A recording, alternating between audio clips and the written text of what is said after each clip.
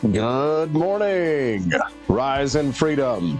I'm Austin Peterson. You're watching and listening to the Wake Up America show at wakeupamericashow.com. We're glad and thankful to have you here. And somebody just made a purchase at apforlibertyshop.com. Stephanie Peterson joining us live. What's up, Steffi? Hello. How you doing? I'm just feeling in my prime today. You're feeling in your prime? Yes. Good. Wow. You're not. That's okay. Okay. I have reached acceptance.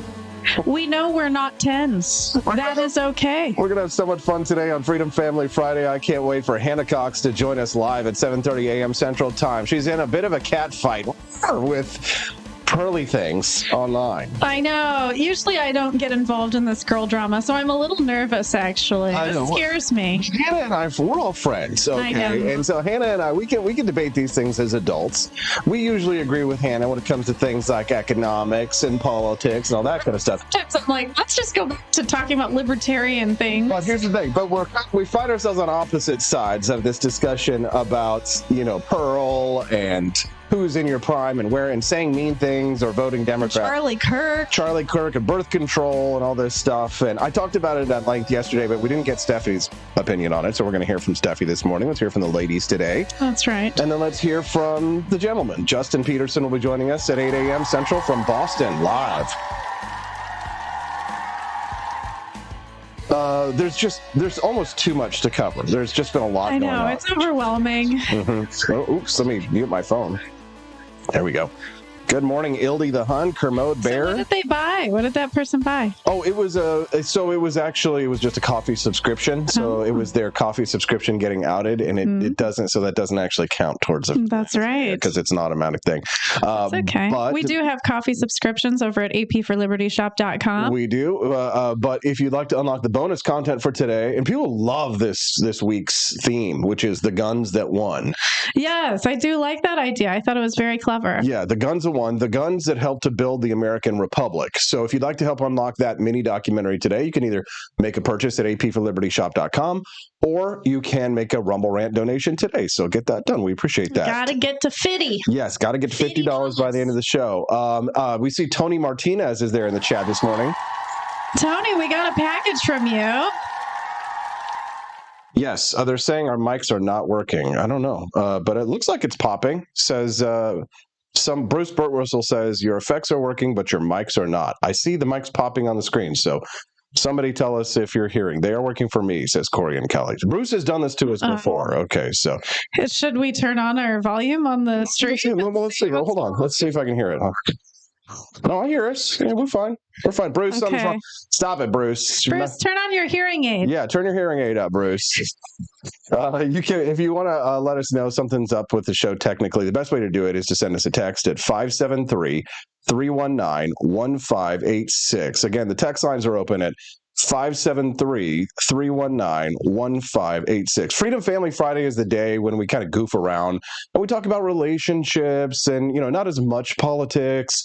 Things are just a little bit more fun, a little bit more funny, a little bit more light. So, don't expect today to be like the structured, typical, like topic to topic news show that you'd normally get, right? So today we're going to have a little bit of fun and we're going to open the care package from Tony Martinez. Oh, I love gifts. I know we do. We're so spoiled here. Tony has sent us a package from Argentina. Are we doing it now? Tony Martinez. Yes, go ahead. Let's open it up now. Go ahead. I know. I'm so interested. I love gifts from afar. No, we haven't looked inside yet. We broke the seal. Austin opened it with a knife. He made sure to do it, not me, so that I wouldn't hurt myself. I'm a real man, baby.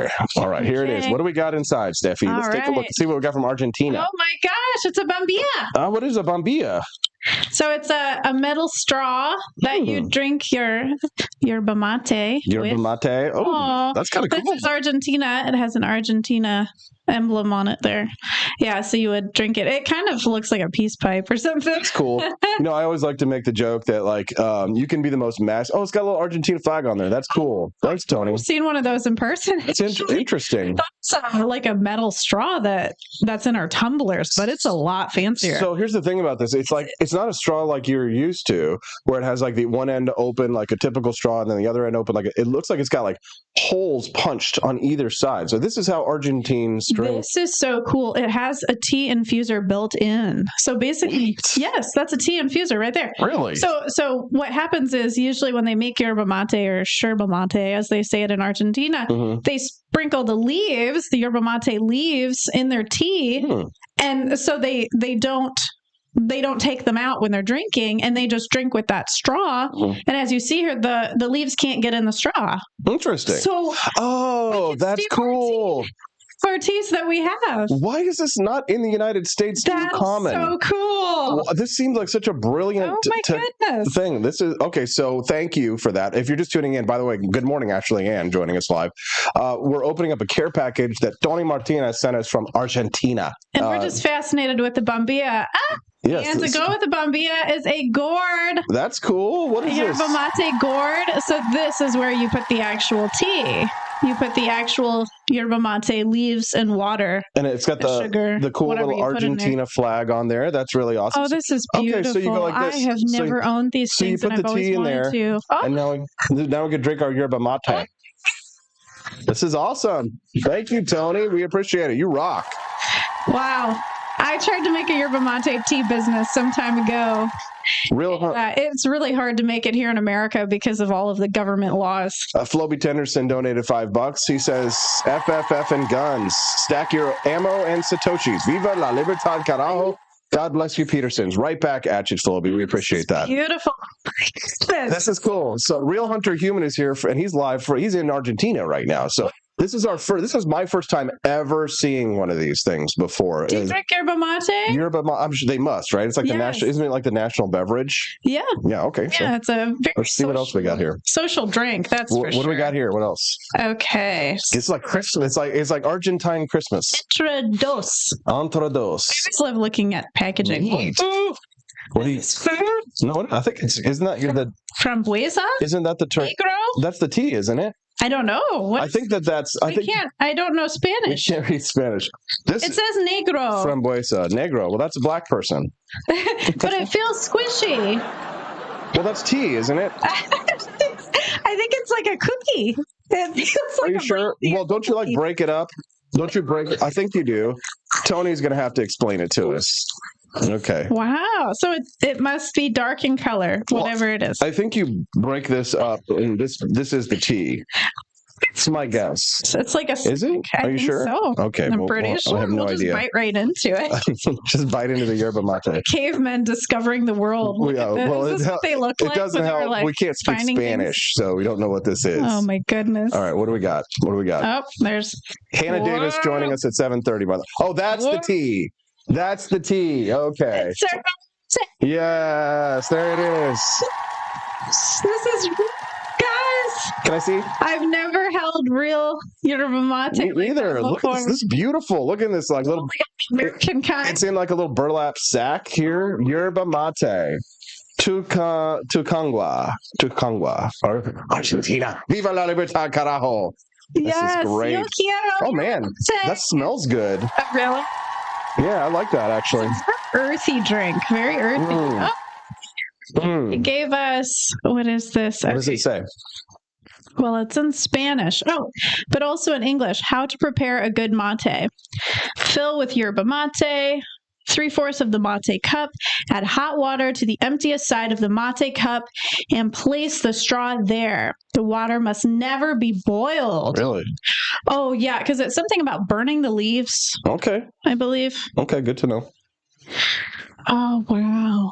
This is so cool. This is legit. You're going to be making some yerba mate this weekend. I'm excited.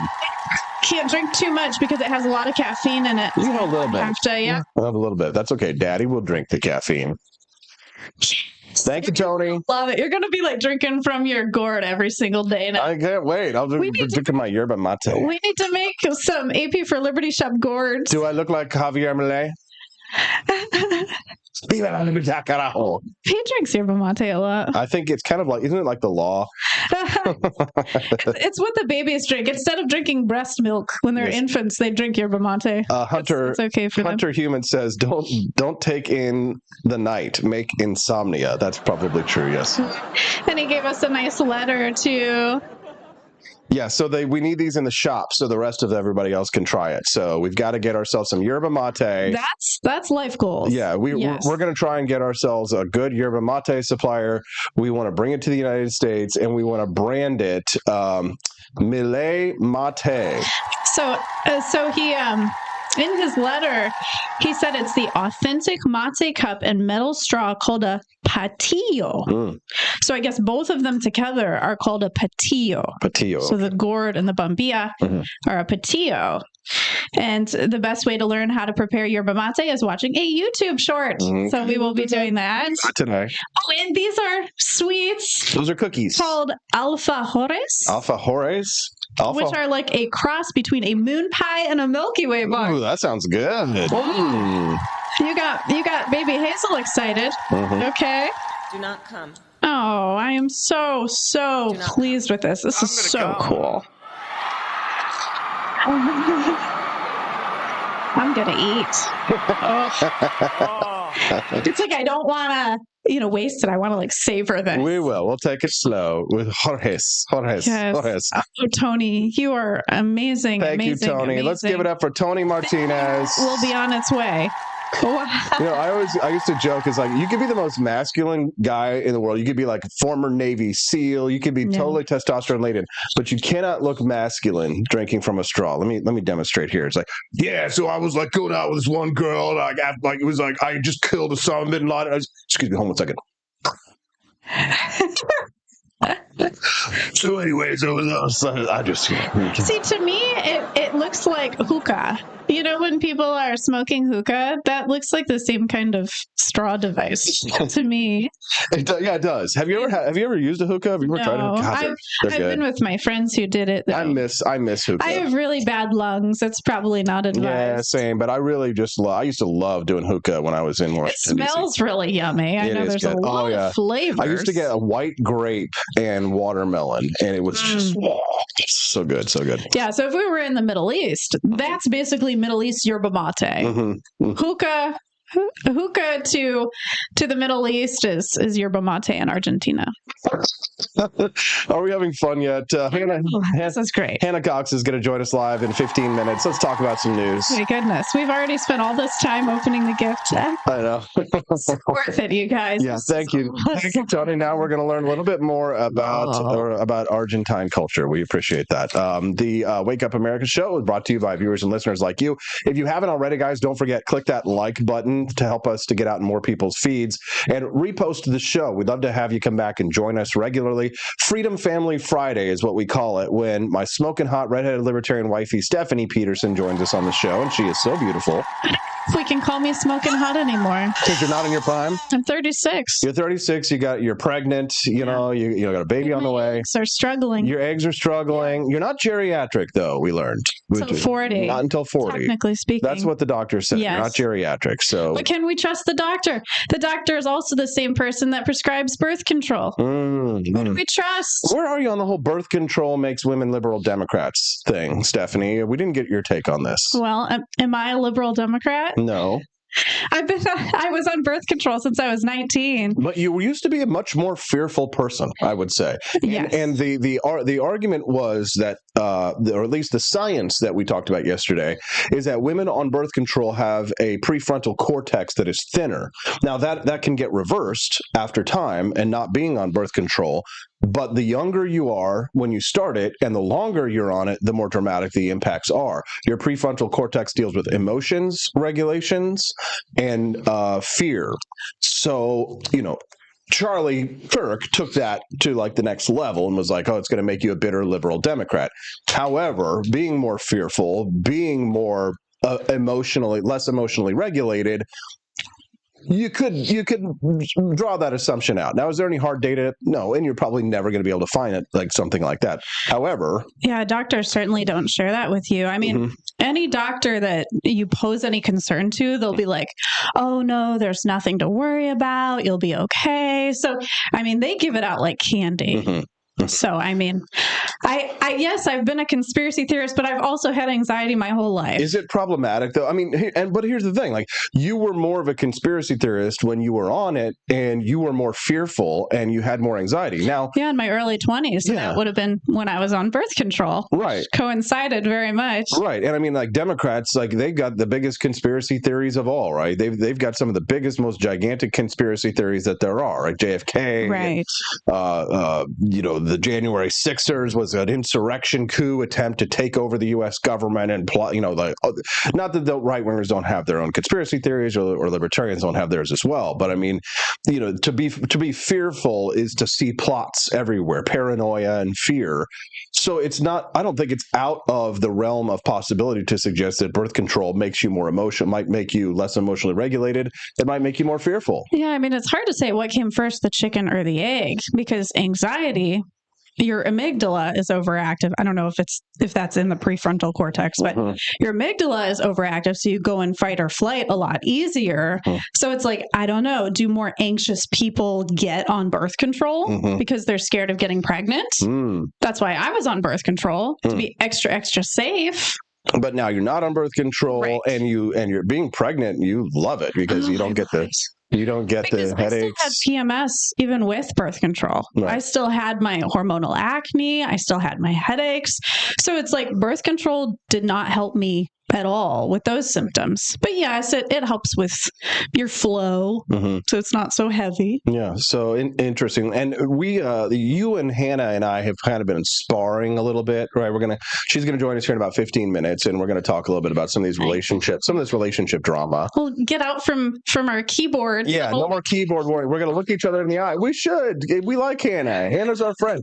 But we just find ourselves in disagreement with this whole, Pearl Davis and her have been beefing online because Pearl has been going after some of these women that she called, she's been going after feminists. Right. And Hannah is a libertarian and a feminist, right? So she's going to... Yeah, she's very much about her career and her success. And she just says things like, she doesn't want to have kids and, but even though she is going to get married, so I guess, anything could happen. I don't know her newest views. Well, I'm really curious. I wonder if any of that has changed, and now that she's getting married.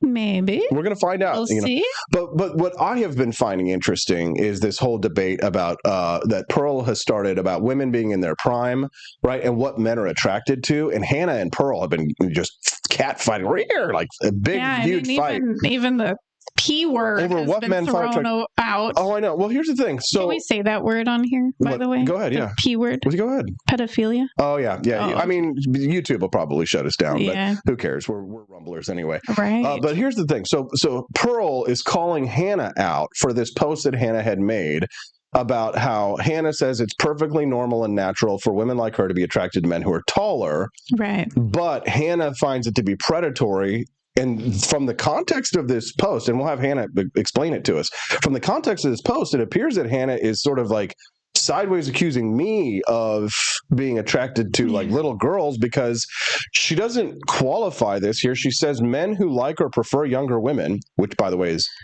all men, no matter what their own age, yeah, do so because they are attracted to little girls or want someone dumb that they can control. I mean, you're not dumb. No. And I don't control you. No. And I'm not attracted to little girls. Right. I am attracted to women who are younger than me, but not little girls. Right. So I guess. So I guess I wonder what the age frame is there that she's discussing. It's like, would it be my age? Yes. If you like someone who's 7 years younger than you, but I'm an adult. But it's kind of like my beef with this is that it's like this is women justifying their own wants and desires and likes. And saying and poo-pooing men having preferences, like perfectly normal, natural, healthy male preferences. So it's kind of like it's a double standard. So, for example, if a woman asks a man his height, That's acceptable, right? Right, because women, we have a biological tendency to choose men who would be fertile. And so typically men who are fertile are more masculine, they might be taller, have more facial hair, things that represent more testosterone. Someone, who can keep us secure, provide for us. Right. Those are the things us women look for, whereas men look for women who are more fertile. Right. Now, we're in our fertile years. And it's not to say, and we see some ladies in the chat are saying, "Oh, my husband is younger than me." Are there exceptions to the rule? Yes. Yeah, I mean, my last long-term relationship, my partner was 2 years younger than me. Is there any? But I never quite respected him as much as an older man, and I realize that now. Okay. Yes.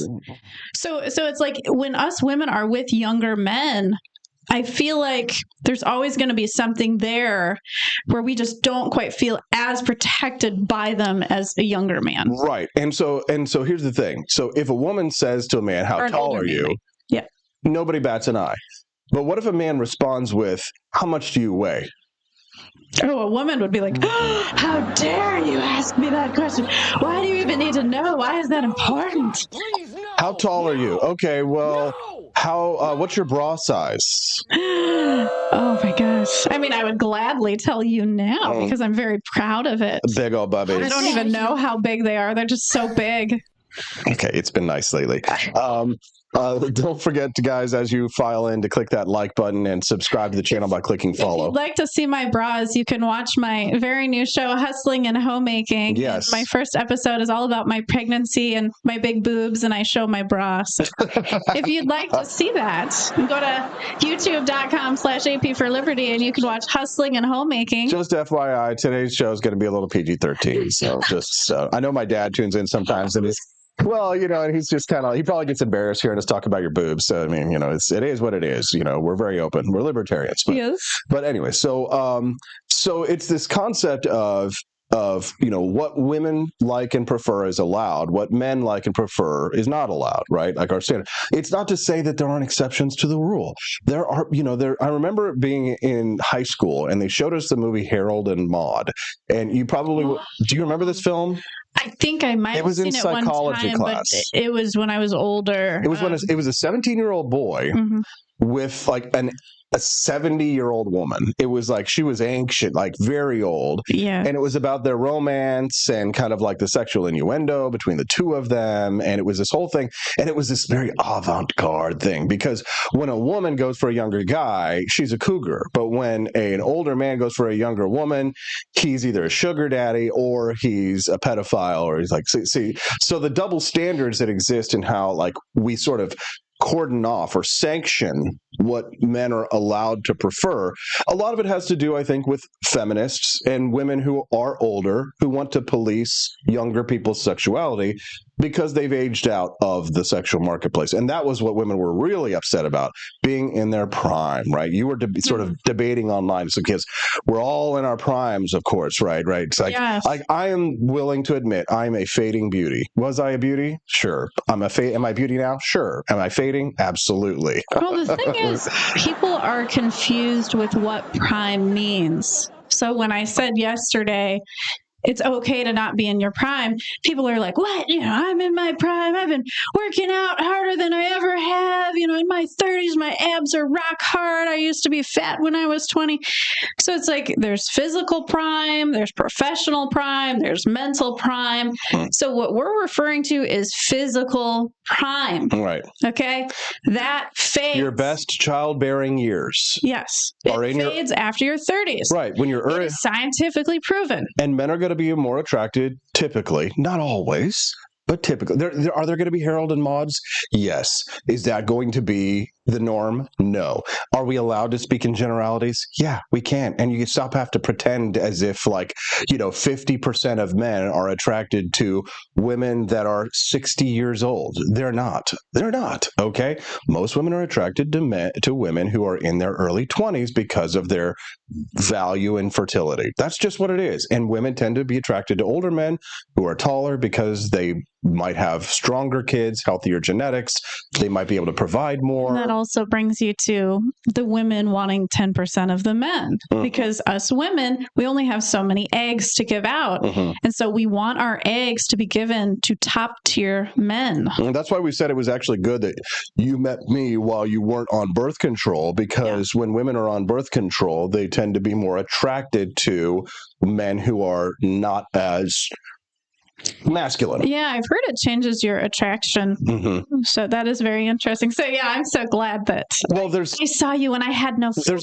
There's a great documentary called Evolution, Why Sex? And it's the question of why do we have not just biological sex, but why do we have sexual intercourse? And the reason that they found is because it allows us to share 50% of our DNA, which provides us with better what do you call it? To qualifications against disease, protection against. When we shared genetics, it's harder for diseases to catch up with the rapid changing in our DNA. But a dog that's mixed breed. But what they found was that women in their cycles will be attracted to different types of men's faces. Oh yes. And in that they found they were more, when they were ovulating, they wanted that square jawed, more masculine guy. But the other 3 weeks of the month, they were more attracted to men who had softer features, who were more. They need more of that emotional support and that provided. But when they have babies, they want to be with the man who's got the superior genetics. Feeling sexual. Anyway, so we can talk about this kind of stuff all day, but we don't have time now because we're going to have to debate it with Hannah Cox. What do you say? You ready, Steffi? Oh boy. Oh boy. You're going to get we're going to get the ick. We're going to talk to her about getting the ick. For this. So, yeah, it's going to be fun. Just relax. Hannah is our friend. We'll be right back. Don't go away. Hannah Cox talking about her fight or beef with Pearly Things or beef with us on the Wake Up America show at wakeupAmericashow.com. Expanse of time, a year might seem like a mere moment, but oh, what a year it's been. In September 2022, Austin and Stephanie Peterson embarked on a journey to wake up America. They began humbly, with just 20 souls tuning in, learning, listening, and though challenges arose, like the looming shadow of YouTube demonetization, their spirit never waned. And now, thanks to you, thousands rise with the sun to join them, to listen, to engage, to be a part of a community. So here's to you, and to Wake Up America, for memories shared, for friends made, for the journey ahead, and for never, ever forgetting to rise and freedom. Happy anniversary. I'm Donald Trump, and I approve this message. Believe me, Austin Peterson is the best. He's got the greatest Wake Up America show I've ever seen. Whenever I tune in the mornings and watch the live stream, let me tell you, he has got the absolute best content. I love his guests. It's just a total blast to watch, and I highly endorse and recommend the Wake Up America show. It's terrific, believe me. Is the outdoor your home about as exciting as a library? Then spice it up and unbore your space with our custom metal signs. Crafted with love and a bit of libertarian magic, you can customize your own metal sign at ap4libertyshop.com. So head to ap4libertyshop.com, customize your own metal sign today.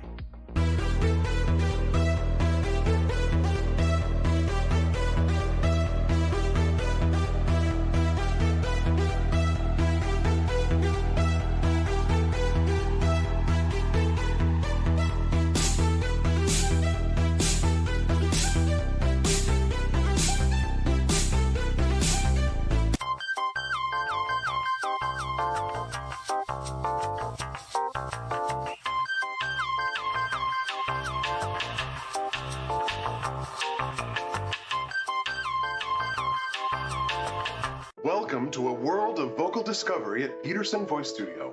I'm Justin Peterson, here to guide your musical journey. Envision a place where your voice reaches new heights, where every note tells a story. We embrace all singers, from the enthusiastic shower vocalists to aspiring stars, ensuring each voice finds its unique rhythm and tone. Are you ready to elevate your voice? Visit petersonvoicestudio.com and sign up for remote lessons tailored just for you. Let's begin this melodious journey together.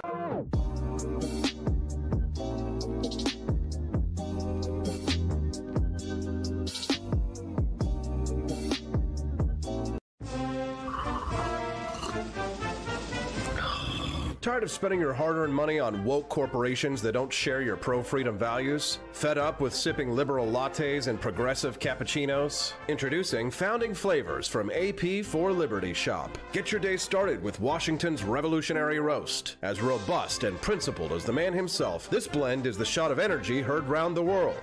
Or maybe you want to taste the fervor of freedom with Adams's Patriotic Perk. It's as dynamic and balanced as the U.S. Constitution, sure to awaken your spirit of liberty. For the aficionados, we've got the Jeffersonian Java, a complex mix of flavors that speaks volumes about your refined tastes. And don't forget Betsy's Liberty Lullaby, our decaf option, crafted with the same care and dedication Betsy Ross put into our Star-Spangled Banner. This blend lets you enjoy the taste of freedom anytime without losing sleep. No woke beans here, folks. Just pure, patriotic, pro-freedom flavors brewed with love for liberty. So why compromise your principles for a cup of coffee?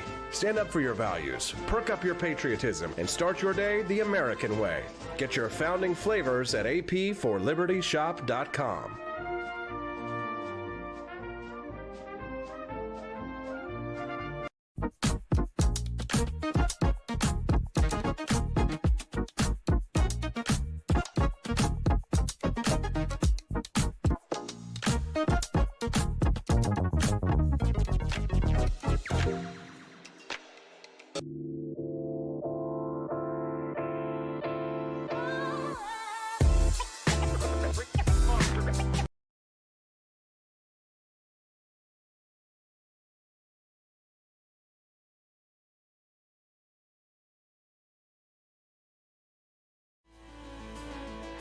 Good morning, Rise and Freedom. I'm Austin Peterson. You're watching and listening to the Wake Up America show at wakeupAmericaShow.com. We're glad and thankful to have you here. Since it's Freedom Family Friday, my smoking hot redheaded libertarian wifey, Stephanie Peterson, is joining us live in studio. How you feeling, Steffi? I'm feeling good. Good. Glad to have you here. We appreciate you very much. Justin Peterson will continue the trend, and he'll join us this morning at 8 a.m. Central Time to kind of respond to everything we've been talking about in this hour. That's right. And then we'll talk to him about... How do gay men feel about what's going on with these women? We'll have to wait to find out what the ultra-gay right-wing guy says from Boston this morning, but for that, we will have to wait. But we got to hear from Hannah Cox. She's been beefing with Pearlie Davis kind of back and forth. She posted a video the other day about Pearl getting owned. You and I watched a little bit of that last night where she was talking to our buddy Jack Hunter.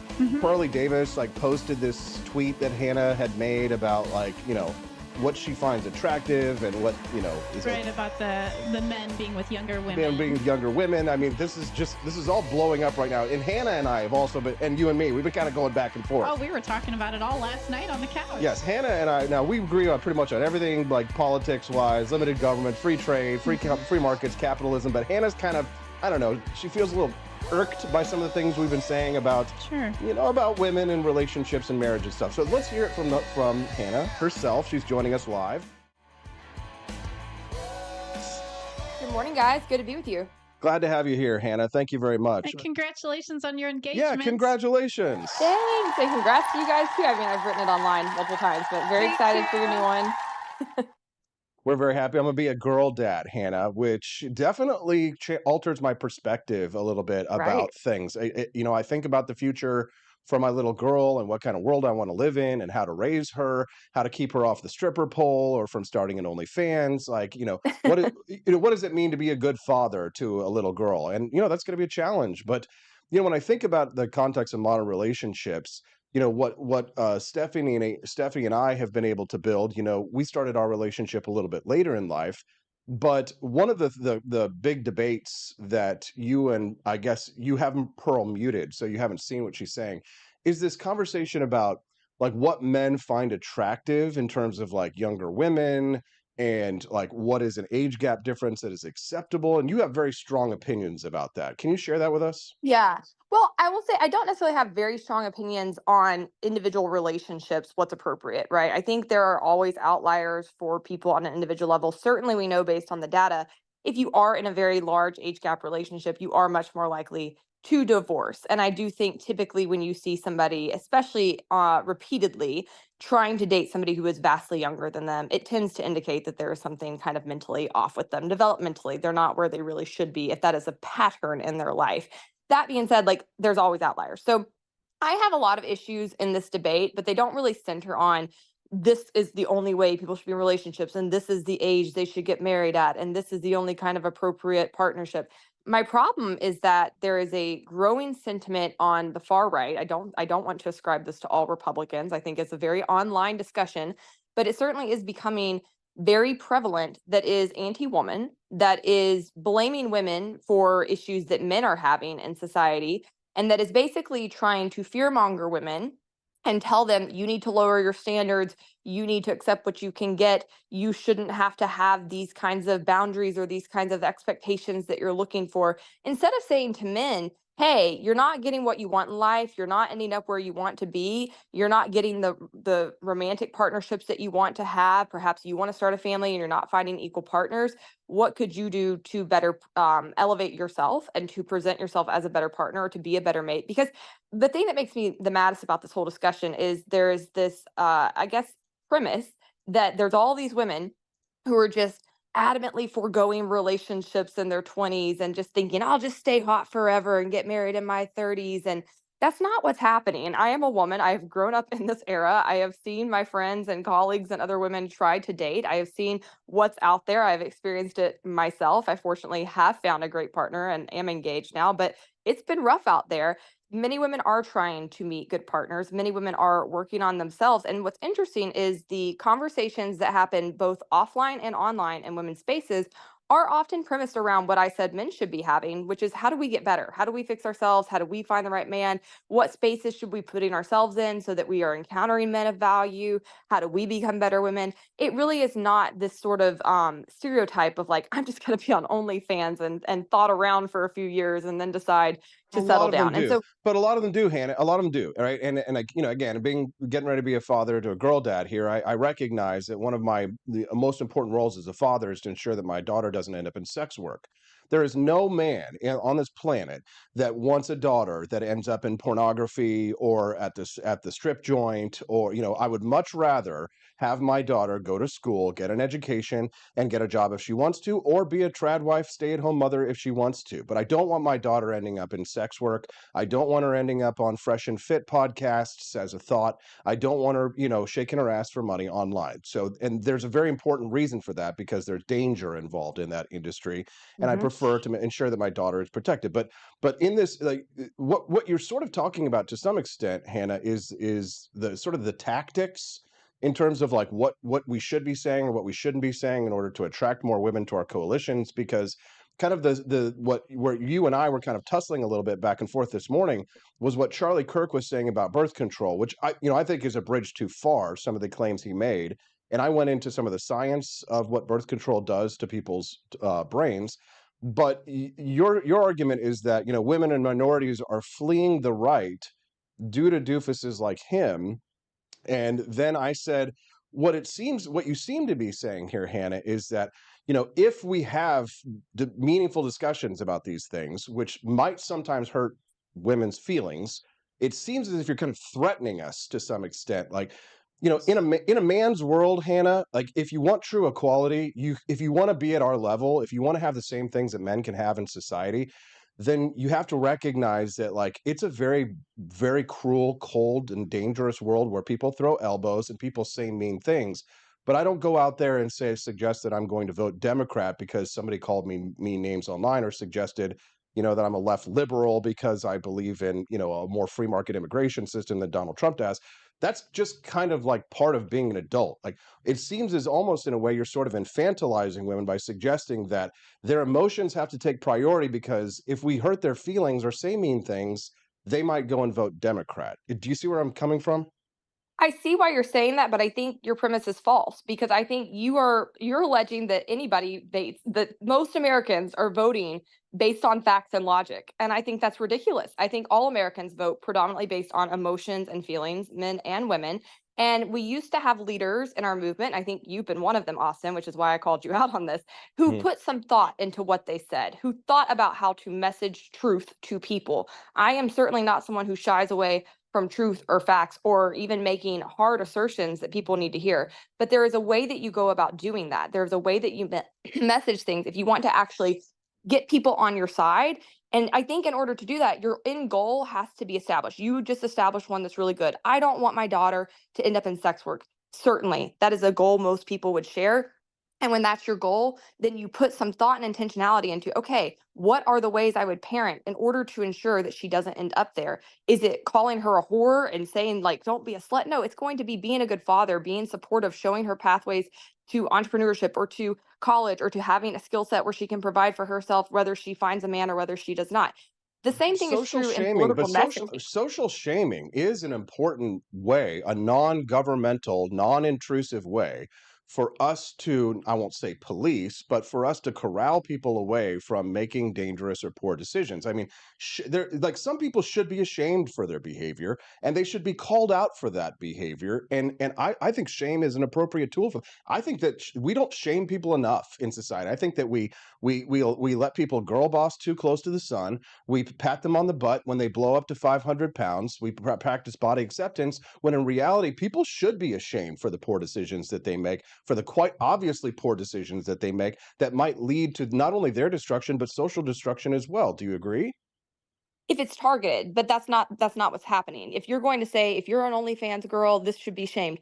Okay, fine. But when you say all women over 30 are used goods and no longer have value, or when you say being on birth control makes you a whore, the fact is, with birth control, I happen to agree with many of the arguments against it. I've gone off it myself in recent years and blame it for many of the anxiety issues I had throughout my 20s. And I'm disgusted that I was not more medically informed and that I was put on it at age 13 for another medical condition.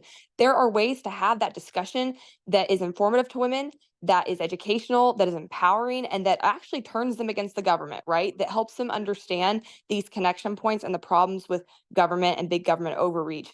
That's not how it's being done. It's being done in a way where you're shaming women for being on birth control. You're saying they shouldn't have access to it, which is a bridge too far. I don't think that's true. It can be We don't used for take some that medical position. conditions. I mean, we're not Yeah, Catholic. We're but not some people have. Catholics. Some people have, But some and yeah, and I Charlie don't, basically was. I'm not defending the excesses of the right, but I'm not a Catholic conservative, right? We're Stephanie and I are socially libertarians, and we think that people, women should be allowed to vote, and that people should be able to make their own decisions about their careers and their lives and their families. But it seems as we're talking about social shame here. I mean, it seems in some way that, like, you're kind of speaking out both sides of your mouth, because you're kind of shaming men for their preferences of being attracted to younger women. And I mean, like, in some sense, it's maybe I'm being a hypocrite there too, because I'm saying, don't shame me for my preferences.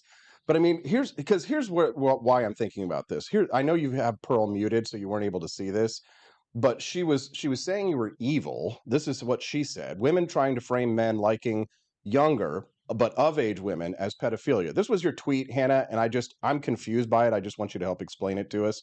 This was in January of 2023. You said, there's nothing predatory or underdeveloped about wanting a man to be taller than you.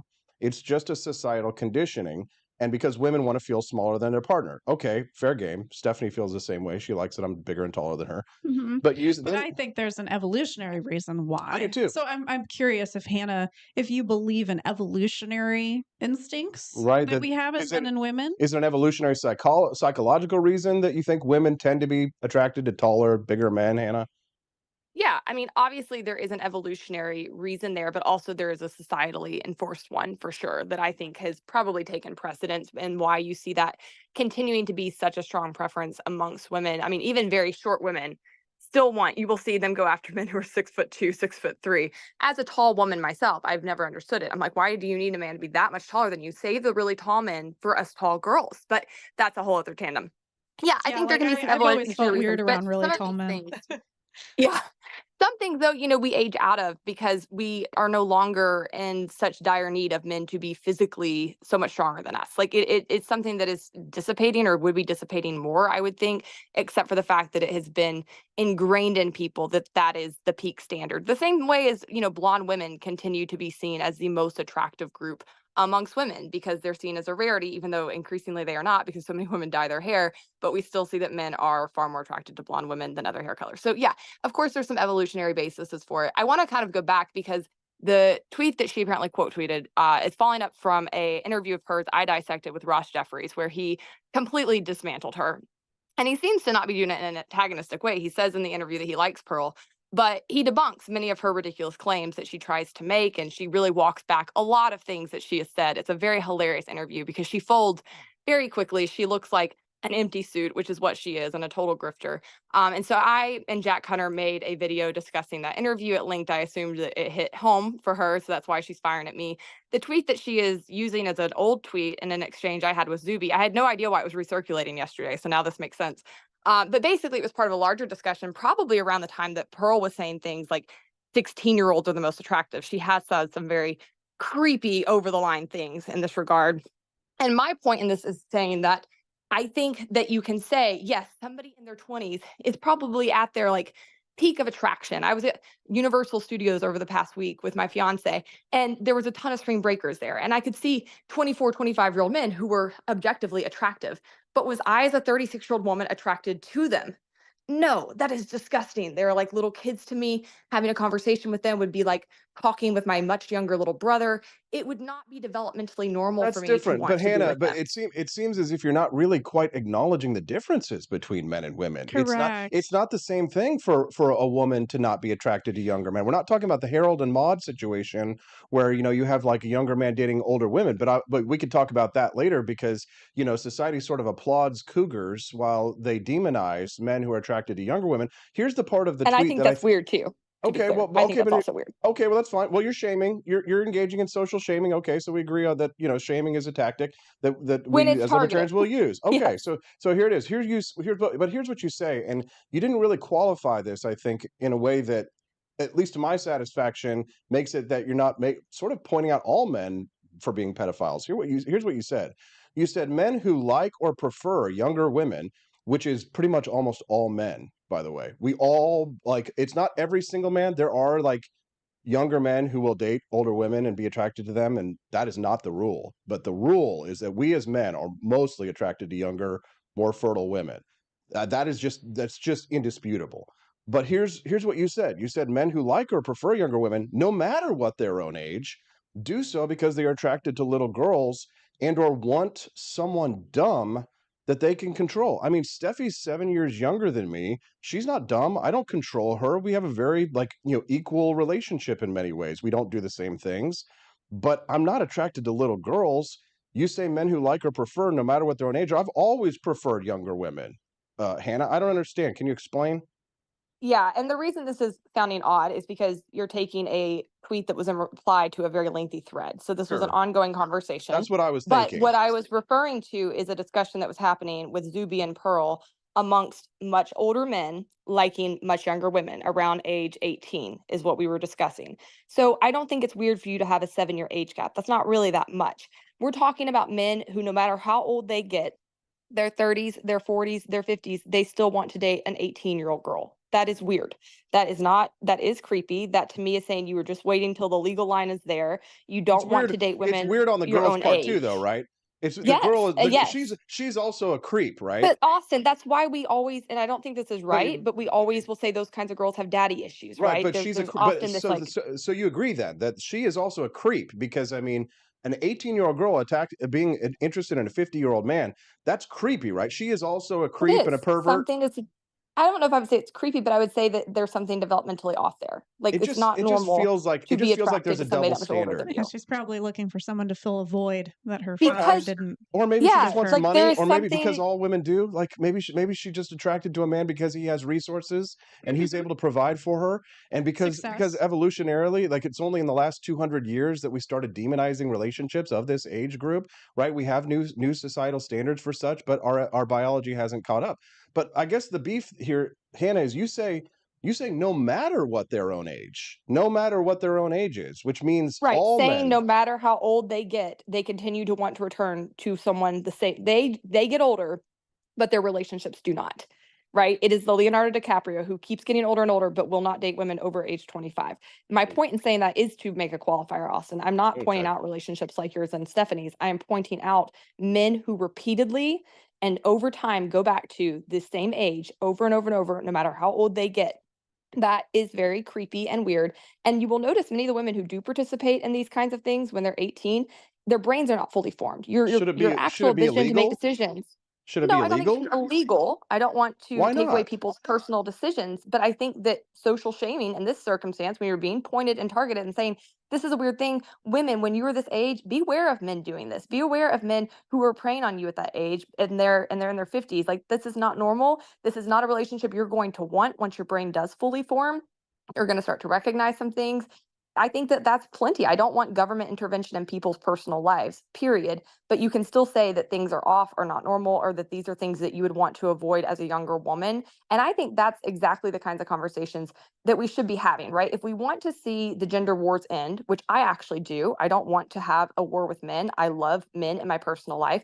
I don't think this is good for society. This is one reason I hate Pearl and her messaging, because it's meant to be divisive. It's meant to tear people down. It's not meant to actually find ways that men and women can better relate to each other, which I think is an important discussion, because as we move into this new era of true equality, where we no longer need men financially and men no longer have women who want to just cook and clean for the most part, how then do we come to the table and both bring things to the other party that can be edifying and satisfying and be in true partnership with one another? What are we looking for from one another? What are the kinds of men we We should be do want seeking women, out? but we do want women who cook and clean. We are tired of Some women. do. Yeah, most of us do. Most of us men do. I won't say all of us. There are some men who are very progressive, but the Democratic Party is made up of women and of men who are afraid of women, right? Are there very progressive men out there who don't care and get cucked by their progressive wives? Absolutely. But the problem is, Hannah, is that the modern feminist movement has tried for a very long time to try and to tell us that there are no differences between men and women. And that's where the transgenderism comes in, where there's 150 different flavors of gender. And listen, people can live their own personal lives as they see fit. My views are very open-minded and tolerant when it comes to people's lifestyles.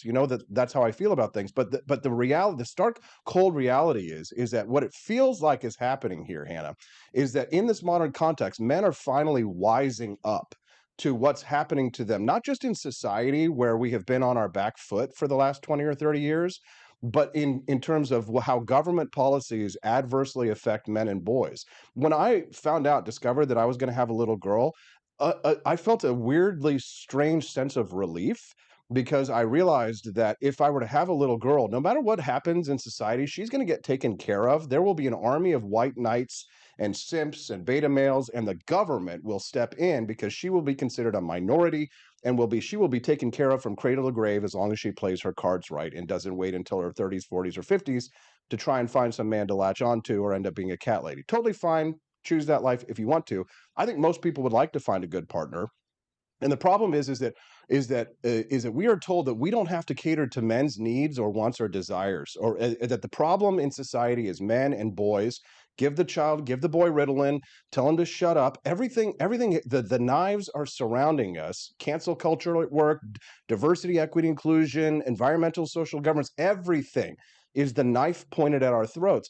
And what I see is a lot of women, especially, and it's an online conversation, who are feeling very, very threatened by the fact that men are not only just going their own way and foregoing relationships, not asking women out on dates, not getting into serious relationships with women, but starting to take the power back in the businesses, not going to work at businesses. And here's what I'm seeing in terms of the data, Hannah, because you had said this initial conversation that we were going back and forth is that you fear that women are going to leave, that they're not going to want to be capitalists, they're going to go vote for progressive Democrats. And this is only one data point, and one data point does not a theory make. But I would check out the Wall Street Journal poll from the last week. Biden's hold among women is weakening to about 50% support, down 4 percentage points. This is talking about this poll in the battleground states between Trump and Biden.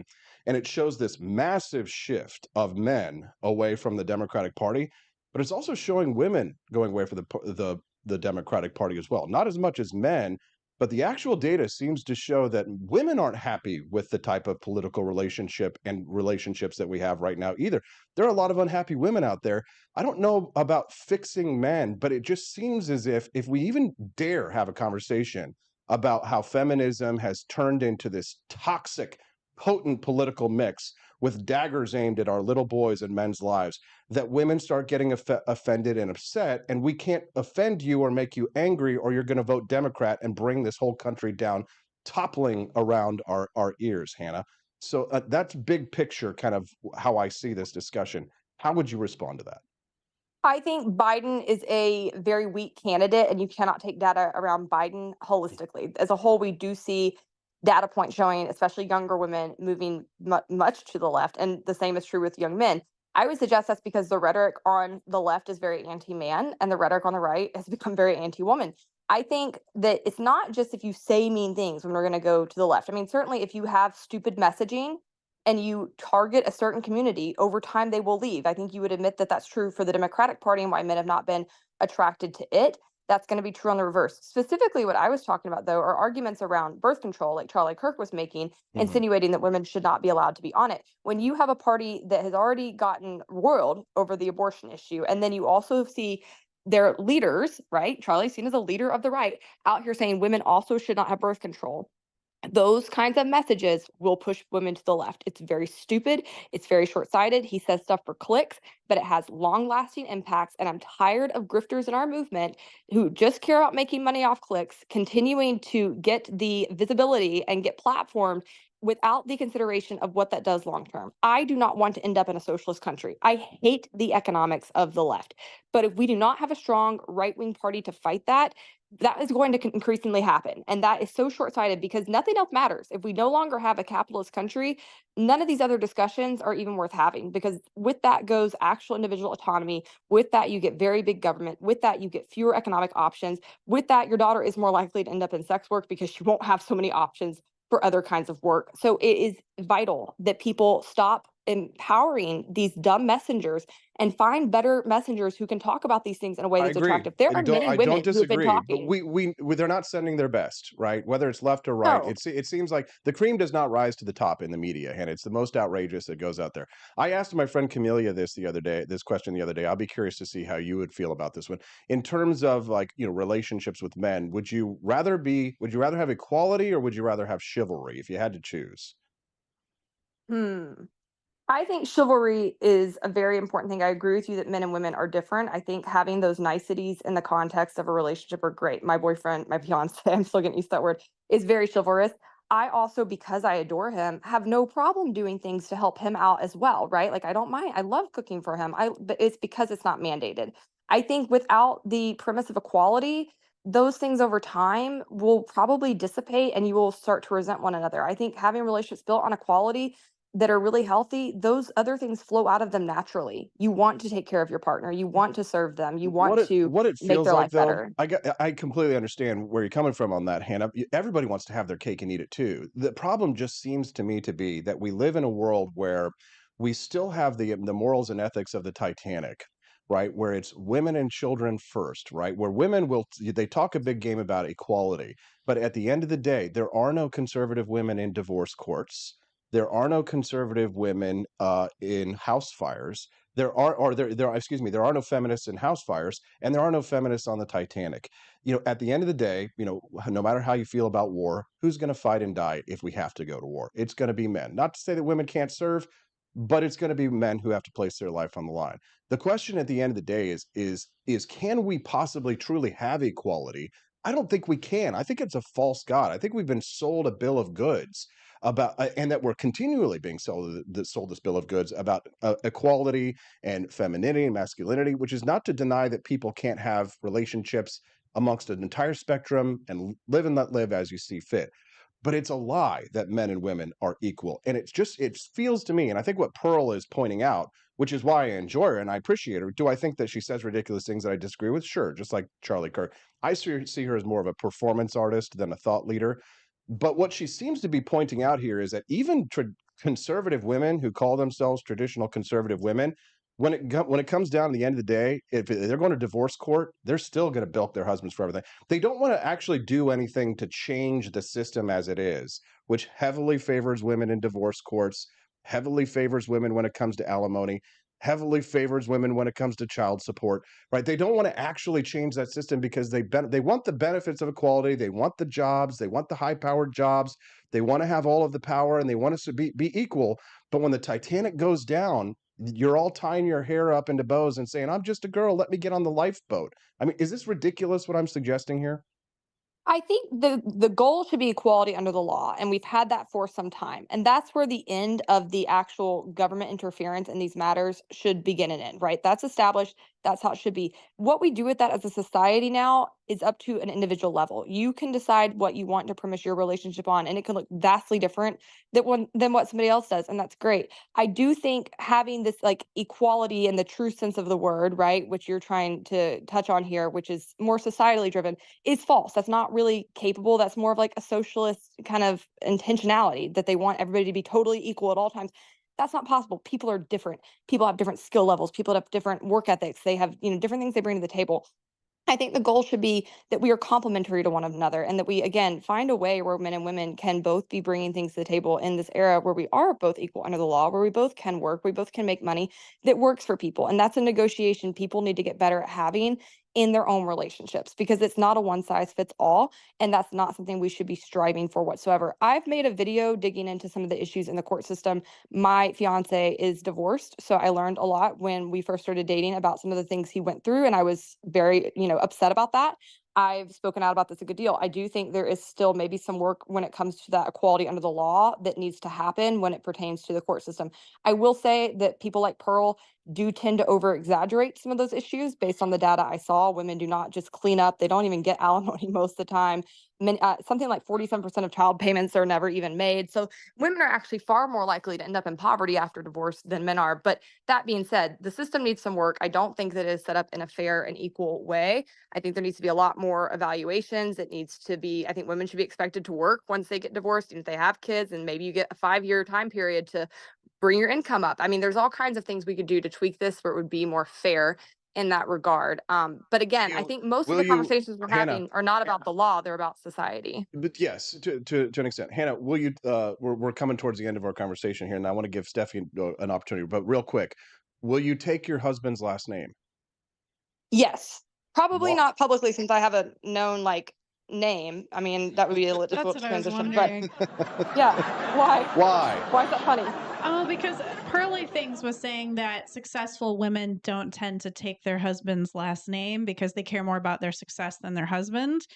And so by keeping your name, it shows where your values are. That's what Pearl says. Right. Right. That's what So she's saying. say, So that's why we're asking that but question. so professional, you're going to keep your professional name, but you will change your last name to his. Yes. Yeah, I Why? think that's just, I mean, that's part of having a cohesive family. That's part of like belonging together. I think it's beautiful. A little success and a little love. Hannah, is the prospect of marriage is the feminism starting to leave your body just a little bit? Be honest. No, I mean, I think feminism is fighting for the equality of the sexes under the law, and I will always believe in that. So Okay. I'm not a third wave feminist.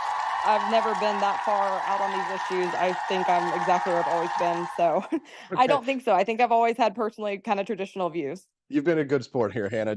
Stephanie, did you want to ask her anything or bring up any conversation before we go? Oh, I mean, I was just going to ask, when you're in these female circles, do you find that they do lie to each other? Because when I was talking about being in your prime yesterday, all of these women are just in denial that basically their fertility rates go down after they're 30, and they're like, "No, I'm still healthy after 30. What are you talking about?"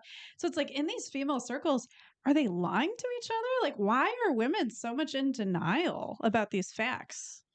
I don't personally find that to be true. And I think the opposite's true. Now, I don't want kids. I've always said that since I was very young. I have not had that same like timeline pressure on me because of that. But most of my friends do want to have kids. And so I've actually heard the opposite, where like there is a lot of natural fear. There is a lot of like, timeline based dating, really feeling pressure to find a partner by a certain time so that they can have kids, so that they can have the amount of kids that they want to have. And I don't find that true offline. I think what you're seeing online is that the discourse has gotten so mean towards women and saying like, you hit a wall, you're no good after 30, women are attractive Right. after 30. And I think that's so ridiculous, right? You got married in your 30s. I'm getting married in my now mid to late 30s. Like, Yeah, I'm there's plenty of 36 men and I'm who are, pregnant. So yeah, my and you my can eggs still are get definitely pregnant. not at their healthiest. Right. So your likelihood goes down. I don't think most women are so uneducated as to think that they like don't have less of a chance in their 30s as they were in their 20s. That's why freezing your eggs is such a big market. But I think there is a lot of defensiveness now because the discourse has gotten to such a fever pitch where they're not really willing to give an inch. Of course, most people know yes, you are at your like peak in your health as in your 20s for both men and women. That's true.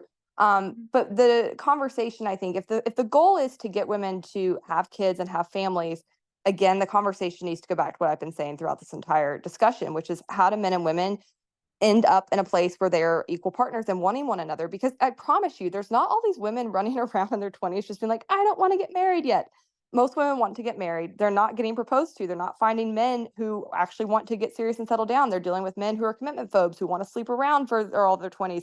There are a lot of mismatchments happening. And so if we want that to be the goal, the conversation needs to start there versus saying, women, why are you in your 30s not having kids? Because that's a sore spot for a lot of them who very much want to be in that position and haven't been able to obtain it. So it feels very mean spirited to attack it. It does. It does. Here's the thing about that, and obviously, I don't think you should be bullying women like that. I think what is happening is that there seems to be a sharks and jets kind of a situation happening culturally, where for a long time the only gang on the street were the sharks, right? And they were out there, and it was we long dominated by feminists, where man hating was the norm, and saying horrible, evil, awful things about stupid white men. Look at any commercial. Look at any Hollywood movie or television show that you see today, and people of my race and ethnicity and age are painted as stupid men.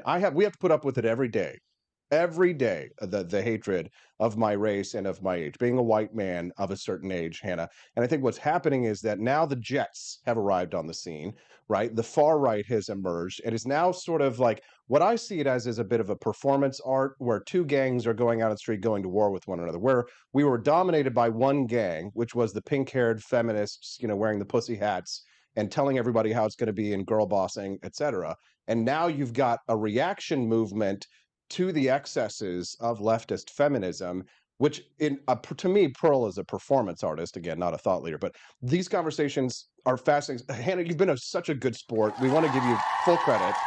And, we're friends. We agree on so much. Some of these things I think we can't solve in a 30-minute discussion. Maybe we need to do like a longer cultural podcast. Maybe you and Steffi should do one alone, like as like, just Girl to girl. girl to girl. That would be good. Thanks so much for getting up early and joining us. Congratulations on your engagement. Is there anything you'd like to share or maybe plug to our audience before we let you go? Yeah, well, thanks, guys. Appreciate you having me. I like the discussion. I think it's, I want more of this. We can even disagree on things, but this temperament is what I would like to see these issues discussed with. And I want it to be discussed with some seriousness and some actual goal orientation of outcomes. If people want to check out, I have a new show on YouTube called Histrionics, where I'm dealing with a lot of these issues on women's stuff. Steph, it'd be great to have you on sometime. And I'm digging into some of the most common talking points that we're hearing and really trying to kind of give it more of a centrist point of view. I think the far left, we're at a point where they can't even define women, much less really speak about women's issues. And then the far right, we're seeing a lot of this very anti-woman discourse.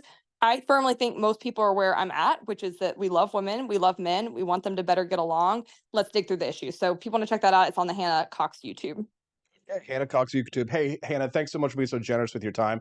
Great conversations. Keep up the work. We love watching your videos. Have a wonderful weekend. We'll see you soon. Thanks, guys. Thank you very much. All right. Well, that was Hannah Cox. Good stuff, huh? Yeah, I really think all of this stuff online is just taken out of context. It just seems to me that we're misunderstanding each other because talking past each other can only be so long, and so we're really not getting the whole picture here. That's why I brought Hannah on, because I wanted to understand like the context. I wanted to understand the context of what Hannah was saying in that tweet that we brought up. I wanted to know like what she meant by what she had said there. Right. And she seems completely logical when you actually talk to her and she says all of the details of what she's thinking. And I feel like a lot of these people online, if we just got them and sat them down in a chair and they explain themselves, it probably would sound more logical than it does online. Perhaps. I mean, Hannah is really good at explaining herself and making her point. That's why I've got such great respect for her, and I'm glad that she comes on and joins us. Yeah. So basically, she's saying rather than lie to people, you have to give them a message with a pretty bow on it. It's all about messaging. Like, look at the Libertarian Party. Their messaging sucks. That's why it's not very popular anymore. So they have to make their messaging look pretty. Yes. So that people open the package. I just sent Justin the invite to be on the show. Give us a 1 minute little break. We're not going to go to a full commercial break. We're just going to do a little 1 minute standby screen so we can go get Justin and we'll have him react to the conversation that we just had.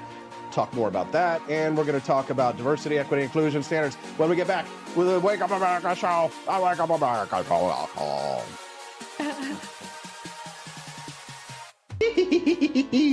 Good morning, rise and freedom. I'm Austin Peterson. Welcome to the Wake Up America show, the Wicked Witch of the West. Joining us live on set, my lovely wife, Stephanie Peterson. Are you a good witch or a bad witch? Oh, I'm always a good witch. Hazel's moving around today. Is she kicking around? She's got something to say. Feeling empowered. Yeah, she's like, I have something to say about these women. I'm in my prime. Welcome to the show. She's in her prime. Yes, she is. Stephanie Peterson joining us live on set. My smoking hot redheaded libertarian wifey. She's pregnant. She's with child. Yes, I'm 23 weeks pregnant, soon to be 24 on Monday. It's just going by very, very fast. It is. We'll be parents before we know it. Can't wait to see her. That's right. Yes, we're very excited. Baby room all set up and hustling and homemaking. New show has started and everything. So that's right. I have a new episode that'll be coming out on Monday, and it's about how to make chores more fun and easy. Great. So now we're going to speak to ton oncle. Yes, the uncle. Ouais. Ton oncle. J'aime mon oncle. Mon oncle? Oncle? If I was speaking to Hazel, it would be frère-in-law. La frère-in-law. Oh, say brother-in-law. Mon frère, Justin Peterson, the uncle, joining us live right now on air. Hey, JP. How's it going? Good morning. Happy Friday. All right, Justin. Is modern feminism like the best reason ever to be gay? What is the gay community saying about all this drama? Like, do gay men care if you're in your prime or if you're younger or older? Well, okay, so like I don't, obviously, well, feminism is. I think I told a bunch of friends the other day. I said any social movement that has always begun in liberalism, which is the desire for equality and the promise of what our forefathers laid down, it always gets co-opted by communists. It always gets co-opted by every single social justice movement in our entire nation's history has always been co-opted by communism. Eventually at some point. So, I mean, I don't, battle of the sexes. I mean, like, y'all have fun. But weren't the in ancient Greece, I think you told me this, weren't like the earliest Greek homosexuals misogynists? Isn't that what that's where the term kind of comes from? I mean, the term misogyny is actually not straight dudes that just don't like women. It was the gay dudes, because they needed a name for men. They were woman haters, or they didn't like women. So men didn't look at women as equals. They saw them as inferior men. Well, yeah, but like they didn't want. I mean, obviously they didn't want to be around them. But then, obviously with the age thing, we shouldn't talk, because those were older men also hanging out with boys. So that wasn't exactly a shining moment back in history, being with young people, men and women was normal. Yeah, that goes all the way back to ancient Greece. It's PG-13, ladies and gentlemen. If you're watching the Wake Up America show, we can't deny evolution. We can't deny history. Matt Unruh dropped $5 in the tip jar. Says current wave feminism is cringe. Oh, it's really bad. Well, because everybody needs to still raise those rants. $50 for our doc. If you want to see the mini documentary top off today. Just kidding, I won't. But Justin, we've been having this conversation, and Hannah and I were kind of going back and forth on it. I don't know that she necessarily addressed my point here, where I was talking about the fact that it seems as if what the modern feminist movement would like to do is to allow women to have their cake and eat it too. Wouldn't we all love to have our cake and eat it too? And my argument simply is that in some sense, we're sort of operating on the morality of the Titanic. When things get shitty, right? The men are still, their bodies are still thrown on the fire, right? The joke is there are no feminists in house fires, right? At the end of the day, that if there's a war, or if there needs to be some heavy lifting done, or if you look at workplace casualty rates, if you look at who gets shot, murdered, stabbed on the job, it's men. She was talking about more women are taking these jobs in the workplace and blah, blah, blah. Women aren't going for the oil rigger jobs, right? There's a reason. It's because there's a difference between the sexes. But they are building airplanes. Apparently, and now their doors are falling off. No, I think it's a conflict of visions. That's Thomas Sowell's book title, But it's like this idea that there's people that are looking at reality in completely two different ways. When I would be on the subway in New York or in Boston, and I'd get a seat on the bus or on the subway, and then I mean, not a pregnant woman, okay, because that's just obviously there's a line for me. There's a line, but like if a gal comes on, like gal dressed in a business suit or something, and she'd get on the train or the bus, I'm like, I got here first. Because I would just be like, but that's the conflict of those two cultures. Because one culture in my mind would say, the one I was raised in would say, Justin, get up and give that lady your seat, That's and then the chivalry. other culture, and then the other brain would say, bitch, this is equality. You can suck it. You know what I mean? Yeah. Yes. Ilda the Hun, who's first time I've seen her, joined us, says, chat's cracking me up. Thanks for the good laugh. Good show, Austin. Great. Plus, enjoy mommyhood. Yes, Stephanie, thank you. Thank you. $40 more to raise, and we will unlock today's mini documentary. Yes.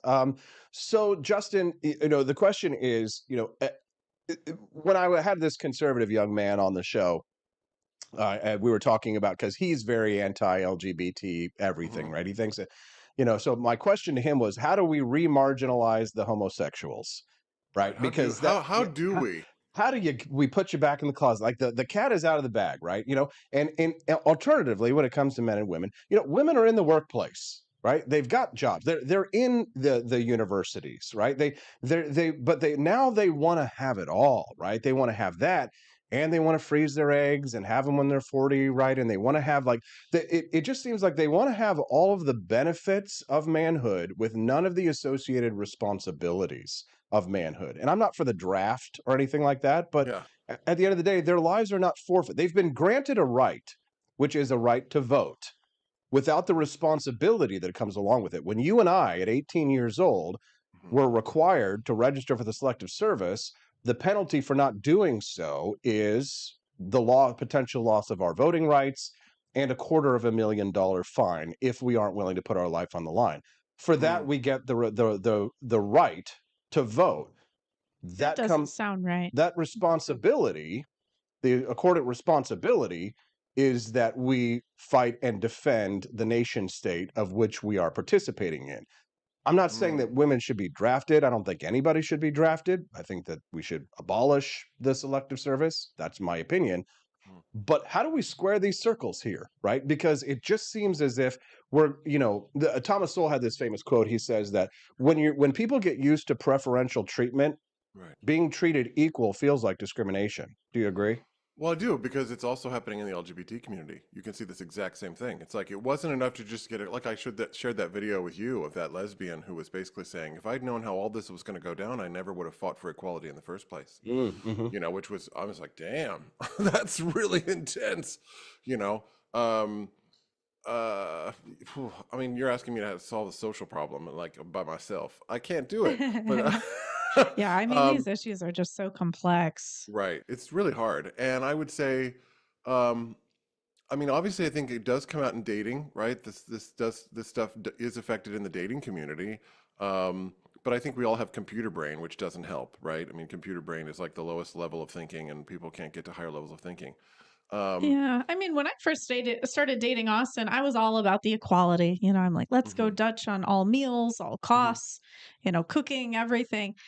But then when we actually got into our marriage, it's like, I like doing the traditional roles. They're actually easier for me than working a 40-hour work week. Yeah, I mean, I enjoy it. Listen, there was this documentary we watched of this woman and she was a lesbian, but she transitioned to a man to write this book.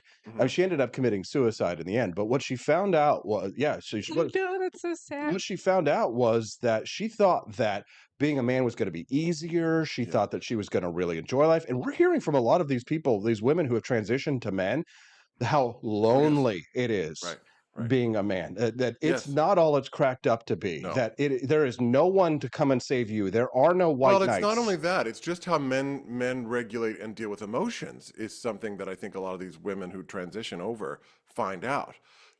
Because they're like, wow, dudes really are on lockdown with their emotions. They really don't express their emotions. They don't feel things. They shut themselves down. And that's what makes a lot of these trans men really like emotional, because they're like, I never knew it was going to be like this on the other side. I'm like, yeah, like, welcome to our, welcome to the party. I think I was lost my train of thought, but it's the idea that men Yeah, yeah. That's why that trans whole thing. That's a whole other argument right there. It's like I could go off on that one, but Go that's off. no. I just think that the misunderstandings of things. And the other thing I'm going to say is this. Now, here's where I'm going to come to women's defense. Okay, so here's where I'm going to come to the Oh, defense of women. you don't have to Let's hear defend it. us. It's Let's okay. go ahead. White knight. Nobody Simp. wants to marry a baby. No woman wants to marry a child. And I feel like so many dudes like get in, they have their mommies take care of them for their whole lives. And then like they come out into the real world and they are not equipped to be in a domestic situation. They don't know how to wash a dish. They don't know how to clean a shower. They don't know how to do jack bubkas. But do they need to if they have a traditional housewife? Yes, I don't know Well, what that means. well, I don't here's know the what thing, that Steffi. means. Here's the thing. I had to teach Steffi how to cook. Okay. Yeah, I mean, Right? my mom, She she didn't. cooked very basic things. We got carry out all the time. Right. So I never Sure. learned how to cook. Delaying marriage, right, and not having a woman in my life made it so that over the years I had to learn all of the domestic tasks and tools that were necessary. Sure. When I was great at keeping my house clean, not the best. Whereas Right? cleaning is my strength, Cleaning is luckily. so we do Sure, things. but I think if it's like if you go into it like straight or gay, if you go into someone's house and you see their house and you walk in and you go, "Wow, if I am with this person, this is who this person is." I mean, I would turn tail and run because I would be like, I don't want to be with someone who can't take care of themselves. Because that is ultimately at the end of the day, that's what it is. It's like this person cannot even take care of their own space and their own self. And if I am in a relationship with them, I'm not going to be in an equal partnership. I'm going to be the maid, and I'm not going to come in and be the maid for this person. So you don't want to be a house man, a house husband? No, I mean, like, I mean, first of all, I do enjoy cleaning because Formula 407 can freaking get it. I'm obsessed with lemon scented 407. Like, I love it. I spray it on everything. No, but like, I enjoy domestic sort of things. But, I think about my grandma Hazel, thank you, who raised our Uncle Bobby to know how to do things like iron a shirt, sew on a button, take care of himself so that when he was out in the real world, he could be self-sufficient. I mean, self-sufficiency is attractive to me. I think it's also attractive to men or women. Yeah. To be self-sufficient. Yeah, I mean, as a traditional housewife who also works, it's like sometimes I do need Austin's help. And it is a turn on for me to see him stepping in and just helping me, even just do some dishes on a certain night. I'm just going to say this. It is nice, but I don't want him to be equal in that he does all of the household chores. No. Equally to me. No. But there's also that idea of the love language of acts of service that people talk about. Like it is one of the aspects of love that you show to someone is acts of service. So, and maybe that, and there's 5 different love languages that they've, talk about in I don't know who came up with that idea, but acts of service is one of those things. So, when someone cleans something, it's like, oh, wow, that shows me that you love me or that shows me that you care about me. I think that it's there. I always bristle against like guys who just sort of like some men who are so taken care of by their mothers, right? That they come out into the real world and they are unable to completely but that's the mom's fault, right? That's a smothering mother, right? Who doesn't say to her kid, hey, like you and I, Austin, we had to sweep on Saturdays, Yeah, we had to lemon pledge the furniture. Yeah, Austin would lemon pledge and I would sweep and those would be our responsibilities. And it wasn't negotiable. Mom wasn't going to be like, well, I'll just, because, we lived in a bigger house and all of that responsibility on mom's shoulders, that's not fair. That's not fair, in that house, in that big of a house. So but equality, I'm like, and I think every couple has to negotiate that for themselves, honestly, at the end of the day. That is a negotiation that occurs in that couple. Right. And like, what is a traditional wife in some sense? Like, go look at like Hungary or Romania. A traditional wife has to raise a chicken, slaughter it, gut it, like drain it, make soup out of the bones. Right. That's what's considered true. And we're not going that far in modern society. So no, but I'm going to interrupt you. Yeah, I'm going to interrupt you. But think about this. In the 1950s, in this sort of era of trad wife, women didn't even have access to money. All money that came to those women came through their husbands. Women didn't have a checking account. All of that was done with the husband. I mean, the husband would obviously say to the wife, here's the expenses for this, that, and the other. But God forbid if something came up and the husband died, the woman would have no idea of what to do in that relationship when her husband died, because I'm she going had to no interrupt you. idea I'm about going to money. interrupt you. I'm going to add an important caveat on top of that. If Yeah. you were a single woman, for example, if your husband died, you could have a checking account, you could have a Right. bank account. Right. But if you got married, that was the ownership of your husband. That's right. But the reason why, and this is a little known thing that I just was reading about recently, the reason why that happened is because if you got sued, if you're let's say you're a single mother who, her husband died, just kind of like our grandma Hazel, right? That she had to leave him and all that, and she had to be single. If she had a business, that business would be transferred over to her husband and put in her husband's name and the associated checking accounts, because if that business got sued, it was the man who was on the hook. All of the legal and financial responsibility fell on the man's shoulders. Mm. If they got sued, or if there was some workers' comp, or if there was any kind of an issue, it was always the man's fault. So the burden of responsibility for the negative consequences, it wasn't as if men just, I'm gonna get this wife now, look at me, right? It's not like there's a dowry, as if it's like all of a sudden it's like, wow, what a windfall. This isn't like the Victorian era where you married a duchess and you got to inherit her lands and estates, and what a lovely marriage of convenience it is. Like, there were associated responsibilities, that legal responsibilities that were placed on men's shoulders, that women did not have to bear that burden. Again, they wanted now women they also have to bear the burdens of those responsibilities, along with those rights and legal privileges as well. I just wanted to add on Right. addendum And to that. No, go ahead. Go ahead. I'm done. But back in the day, the women still got the kids, right? Yeah. Well, I What were you mean, gonna say? yeah, but like imagine having to go to your husband all the time to say, honey, can I get a new pair of shoes? Honey, can I buy this? Honey, can I buy that? Honey, can I do Sounds this? Oh great. yeah, and in our relationship, that's why I'm like a very modern, progressive trad wife, Yeah, with a career. But also, I if financial like disaster would happen in be those marriages, independent. or if the husband would divorce the woman, she was just out left with nothing. And not only she had no financial literacy, she had zero understanding, because she's like, I don't know who handles the books. I don't know how much money is in the bank. I don't know how much is going on. Like, all of that was handled by one person. And I'm like, that's not equality to me. That's not equality.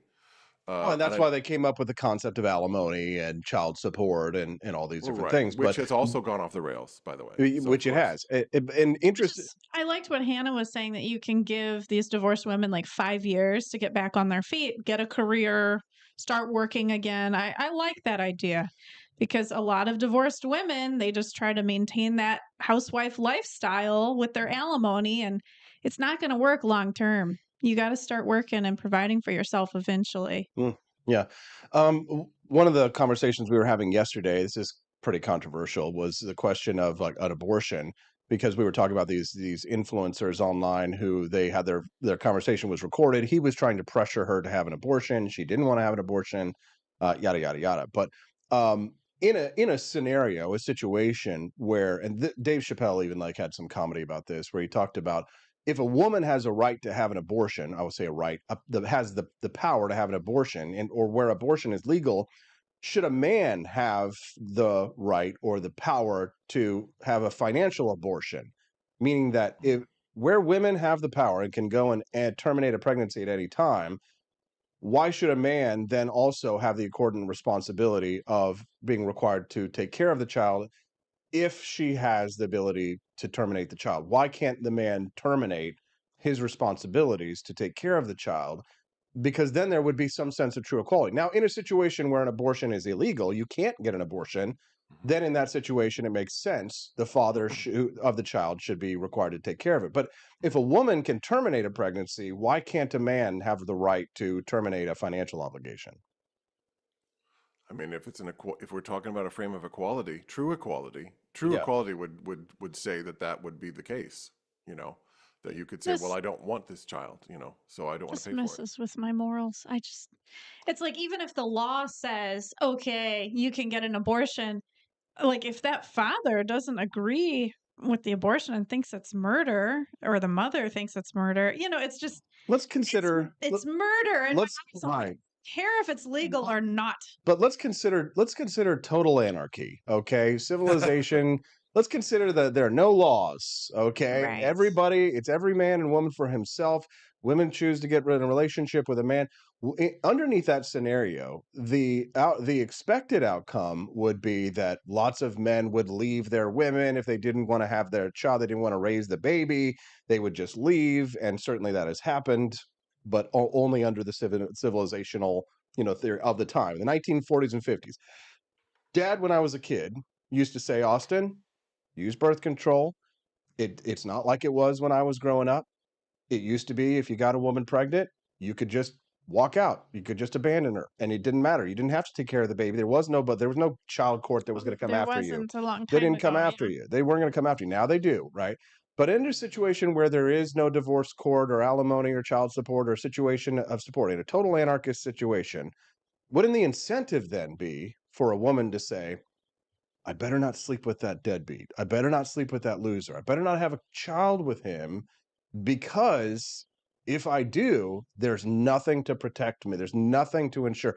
Would that incentive then suddenly be for women to go, I'm going to be chaste until I'm in a relationship or a marriage, rather than the situation we have now, which incentivizes women to have children out of wedlock, as many as possible, and to run them up onto the welfare system. And then if they happen to find a man that they can bilk for cash to the end of their careers, we have the situation we have right now. So I mean, how do we possibly create the incentives that make it so that when women, because women have 100% control over the reproductive process, other than in the case of rape, which we're not talking about here, but for the most part, women still 100%, if they wanted to have the abortion, and even in that situation they could, right? So in that scenario, how do we incentivize women to stop sleeping with these deadbeat guys that are going to run out on them, right? What are the proper incentives? We may not have an answer for that, but I think it's an interesting question for us all to ponder, isn't it? Good parents. Yes, good parents, like our parents who stuck around, right? Who would just smack you up, and be like, knock that off, or put the fear of God in you. That's why I'm like, yeah, it's like maybe STDs are a good idea. Yeah, it's like well, maybe we were that's talking about nature's social way shaming. of slowing it all down and saying y'all just need to chill. Well, we were talking. Hannah and I were talking about social shaming earlier.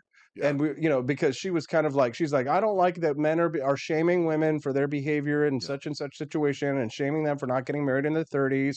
And I'm like, but you're shaming men for their preferences, and then you don't like to be shamed for yours. I gotta tell you though, in the mental health world, sometimes people just have to hear the blunt truth and be shamed, and that's what makes them change. That's what motivates them. Because then they're like, okay, you know what? I'm just so embarrassed that I just need to fix this. But therein again is that idea of differences of the sexes, because it reminds me of that meme of the girl. It's like two panels, right? The top panel is the girl talking to her friends, and the bottom or a friend, and the bottom panel is a guy talking to his friend. It's like a Chad meme, and whatever. And the top meme is the girl says to the other girl, "Do you think I'm fat?" And the other girl says, "Oh my God, no, girl, you are gorgeous, you're beautiful." And then the bottom panel is, "Bro, do you think I'm fat?" And the other guy says, "Bro," he's like, "I know 5 fat people and you're 4 of them." Like, it's that women and men are wired in a different way for like bluntness, and like, we're just gonna say, yeah, you're fat, whereas women are gonna be like, no, don't, no, you're beautiful, you're a queen, slay, girl, slay. I was experiencing that on Twitter yesterday when I was talking about being in your prime, and I was like, I'm not in my prime, it's okay. And these women were just like, you're beautiful, yes you are. Right, and even the men were coming out, and they were like, I'm in my, they were even saying, I'm in my prime even if I'm in my 40s. So men and women are both very sensitive about well, this I'm gonna subject. give you a very deep psychological insight on that. Uh-huh. All you're triggering is the fear of death. That's it. You're hitting fear of death, that we are all going to die. And when people are reminded that they are inching to death, that stokes a lot of fear in people. And so I think there's a subliminal, subconscious, unconscious reaction to hearing stuff like that, because it hits the unspoken part of ourselves that realizes and recognizes that we are creatures of finite length on this earth, and we are going to die. And it scares people. I mean, death is probably the scariest thing to me, but it's like you have to come to a point of acceptance. Yeah. Which is the hardest thing. Being told that, you're past your prime is basically saying your life is over. I mean, that's really what people hear. It's like, there's nothing left for you. Your life is over. If you're done. That's why And we're looking for all of these remedies for anti-aging. You know, like what Elon Musk is taking those pills, or if he's even taking those pills. Injecting themselves with the blood of a younger man. yeah. Right. Well, listen, Because we're I'll all get to a trying to point. avoid death. I'm treading the boards close to the big five, and I'll tell you right now, if I want to take some human growth hormone and take some of that stuff, I'm gonna do it. I'm gonna take it because if it gives me energy, if it increases the quality of my life, and it makes me look better, have some lean muscle mass, hey, I'm all about it. Because there's them young kids that are like, sugar daddies, sugar daddies. How dare you? You're attracted to much younger men. Boo, boo. No, but Your I'll tell you this. preferences are not valid. Boo. But I'm gonna give you this. The woodwork has been people coming out, 20, 21-year-olds. They are predatory, my friend.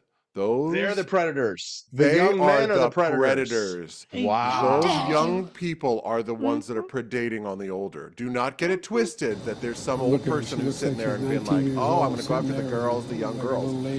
There is predation in both sexes to go after older people. There is. I've experienced it. Hannah was trying to tell me, because she's saying, oh, these older men with these younger women are predatory. These young, nubile 18 and 19-year-olds, how dare you be attracted to them and their tight little butts and their nice, firm, perky tits. How dare you? It's terrible. It's awful. You shouldn't be attracted to such.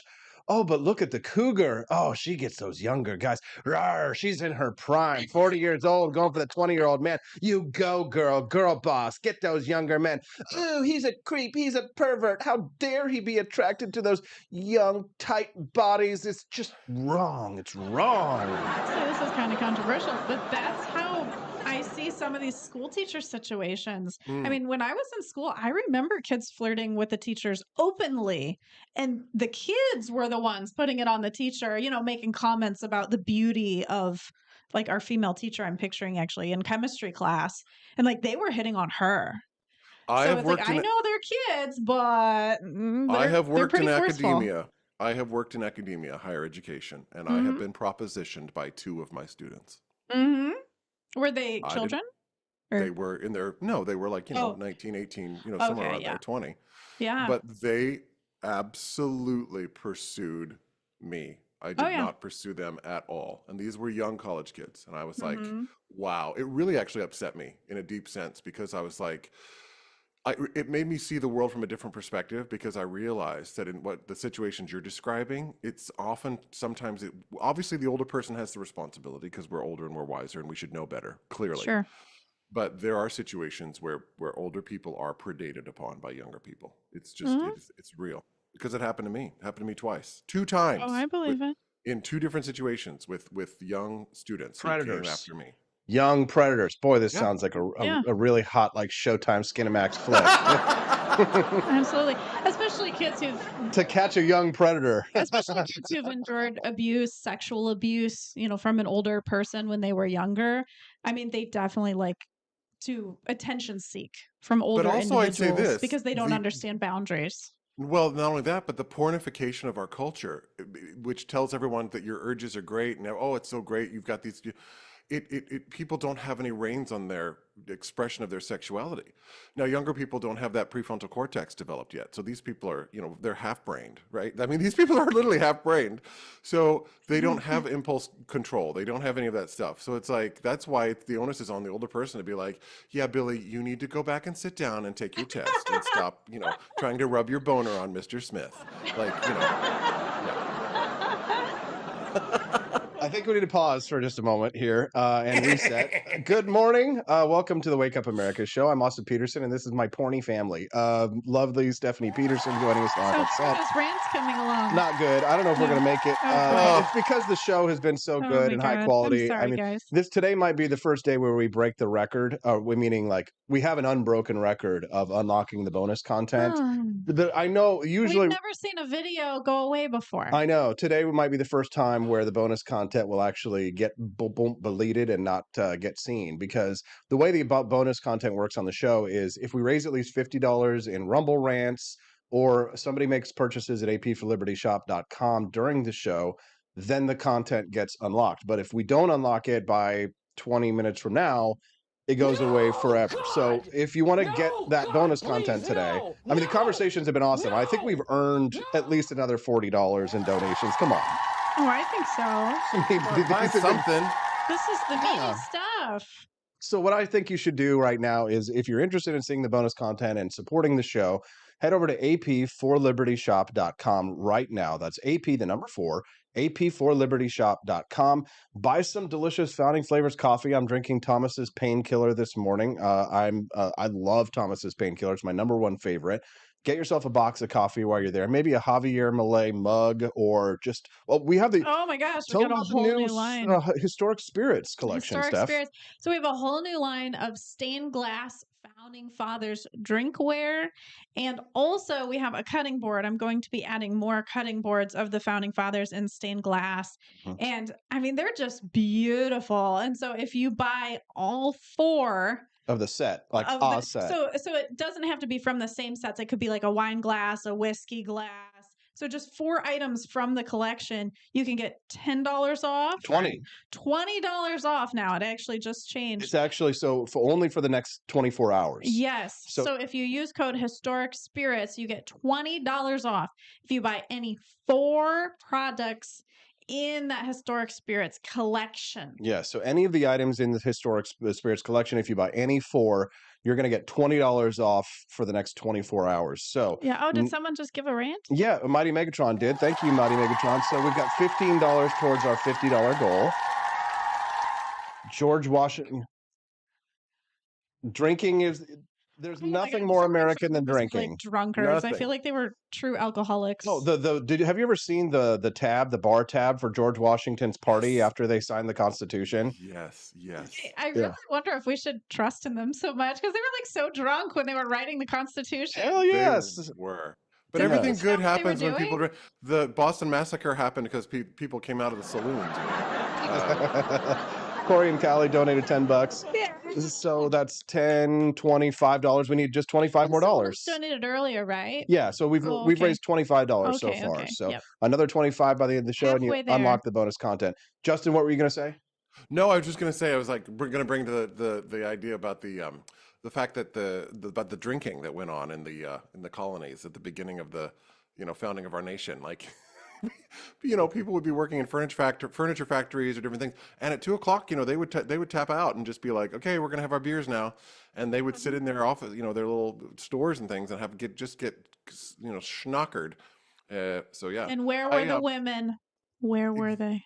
Well, they were running the brothels, my darling. They were running all of the, they Whores. What did you know? I might have said this before. But like, I think in the in the colonial times, 40% of the taverns in this city of Boston were run by women. Oh, so they were business owners. They were business women. They were business women out there getting their money, and they And were who making owned the business? The husband or the wife? Oh, the women did. They owned Okay. those taverns. They were women owned and operated. Wow. But it's also because they would, they'd give you a little grog, a little ale, and then be like, well, look at my fine wench over here. Would you like to have my wench? And so, that was sort of what they did. Justin, we just crossed the line. Our supporters. Are you kidding me? Did someone buy something? Well, yes.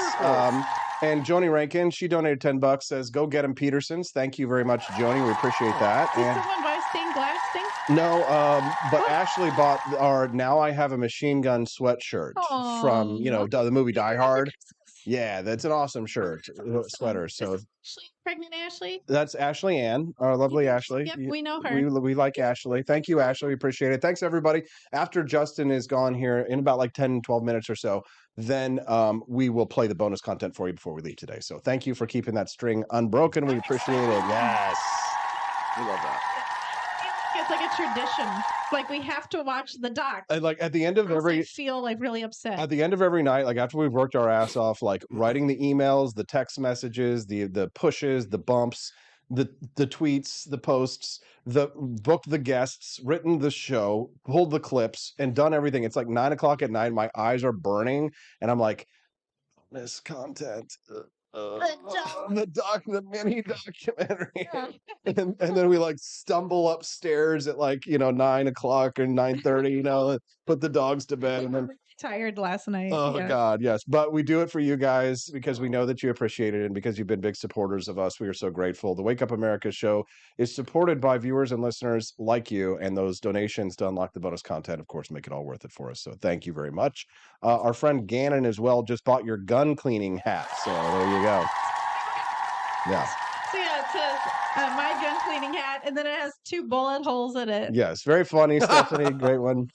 We moved it because we're going to a gun show today in Yeah. Cook County here in love our local area. Love my gun shows. Love my gun shows. All right. Speaking of gun shows, my brother Justin Peterson is here with us live from Boston. How's it going there, JP? Not only am I a gun show, I've actually been told also that I am a smoke show, which was a term that I did So not what is ever that? hear. I'd never heard that before. Some What is 20-year-old that? kid said that about me. Oh, No, a younger boy. Uh-huh. Yeah, but I'd never heard that before. I was like, smoke show. Do not come. Oh, I thought that was like some barbecue or something. I was like, what's not that So mean? what does that refer to? Does that refer to your arms or like No, what is I think smoking? it just means like you're so hot you're smoking. So Oh, they're like, okay. oh, you're a smoke show. Smoke show. That's So, awesome. Yeah. Yes. It reminds me of this Kamala Harris, Donald not Trump come. clip a little bit here. Do not come. Do not come. I'm going to come. I'm going to come. I love how it ends though. Listen to Trump. Listen. Oh. Women are on birth control. There you go. There you go. Because the women are like, no, no, no, no, no. And then the man's just like, I mean, ask yourself if you're enjoying the Wake Up America show, if it's too much to click that like button. And if you're joining us here for the first time today, you haven't followed the channel yet, what are you doing? The Wake Up America show streams live every Monday through Friday from 7 to 9 a.m. Central Time. And sometimes it gets a little bawdy, and even sometimes it gets a little porny. Freedom Family Friday, my brother Justin Peterson joins us live. My smoking hot redheaded libertarian wifey Steffi, who I'm duly married to, and having a little baby Hazel is joining us live here on set too. So, Justin, I was really touched by the photograph you posted the other day of Grandma Hazel and our mom together, with their hats, wearing their funny hats. Oh, yes. And then you had said that you were excited because you're going to have a little niece running around who's going to have the same name as Grandma. To have another little Hazel running around is going to be very special. Oh, yeah. Well, the thing is you get, and anybody who's older, past 30, past their prime, anybody who's past their prime will understand. It's okay. I am. It's all I right. am. Mhm. Well, every experience you have in life as you get older it's like that movie Inside Out. All the memories and all of the things that happen in life, even the new things that happen, are tinged with sadness. So even in the midst of a Yeah. very happy moment of your life, there will be this undercurrent of sadness that's there. And that's one of the things about being adult that's very interesting. Because when you're young, it feels as though your memories are just happy, right? Because your family might be there and everyone's together. Everybody's But then alive and together. You Everybody's don't feel alive that and together. And nostalgia then so much. You're Yeah. just in the moment. There is nothing to feel nostalgic for. Right. Right. And then you get older, but even like having the baby, it's like, it's not just that the baby's coming and that's a wonderful thing. It's who isn't here to celebrate. That's the other underside of that, Mhm. which is like you yearn for the experience of sharing that with, your loved ones who are no longer here. So there's always this idea of happiness is always inverted by sadness at the same time. So it's complex. It's the complexity of becoming a human being and what it means to be an adult. Absolutely. I try not to think about mom mostly because I don't want to feel the wave of emotions and things, but I do sometimes, dwell on her and consider how she would feel about this situation or that.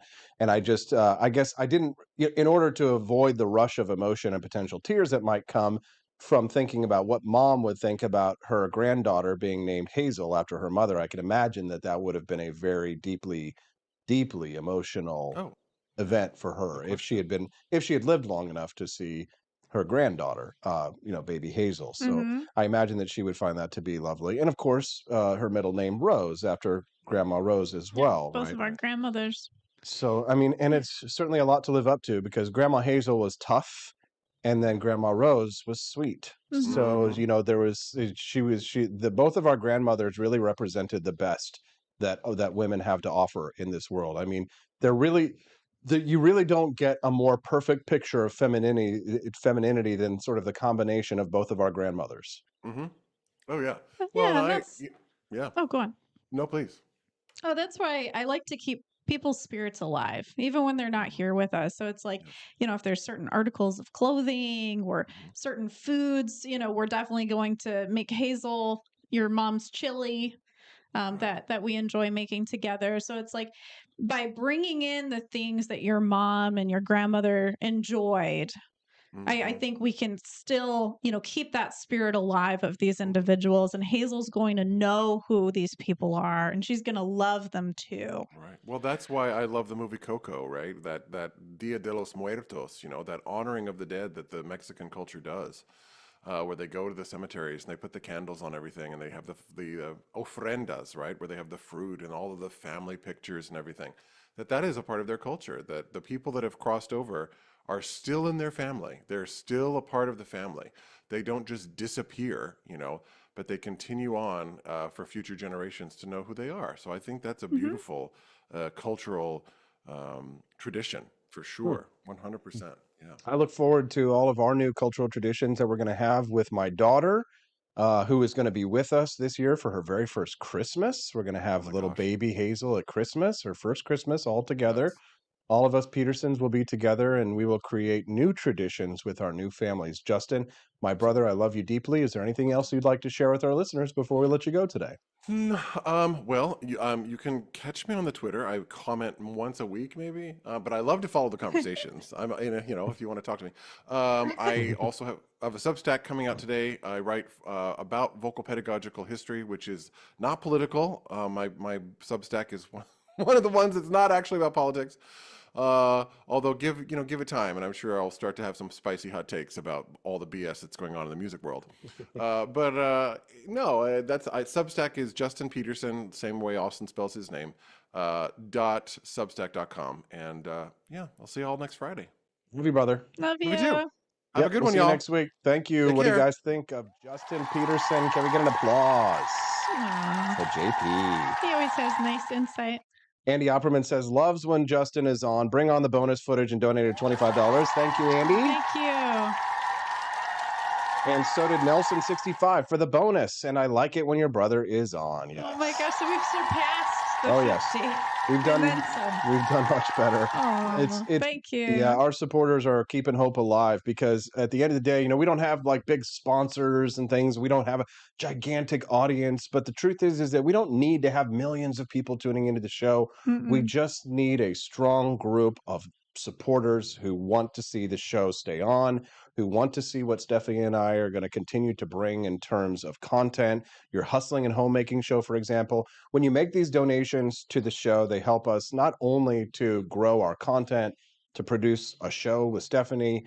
They help us whenever, for example, we need new technical equipment. We got to like I had to get a ring light, and then we have some microphone parts coming because I didn't have a setup. The only thing I came here with was my old ring light from years ago. So it's like now I need my own setup. Yeah, so you're helping to build us out for our content, and as we said, it's 10 o'clock at night, and I'm producing the bonus content for the next day. Like we are constantly working to produce and provide you with what we believe is some of the best Liberty content out there. And ask yourself this: if you visited apforlibertyshop.com, are there any other Liberty merch shops out there who have what we have, as unique as we have? I mean, I think that we really bring something unique to the table, and you've shown that you appreciate it with your purchases and with your Rumble rants. We can't say thank you enough for supporting our content creation, but also for supporting our family, because you are truly supporting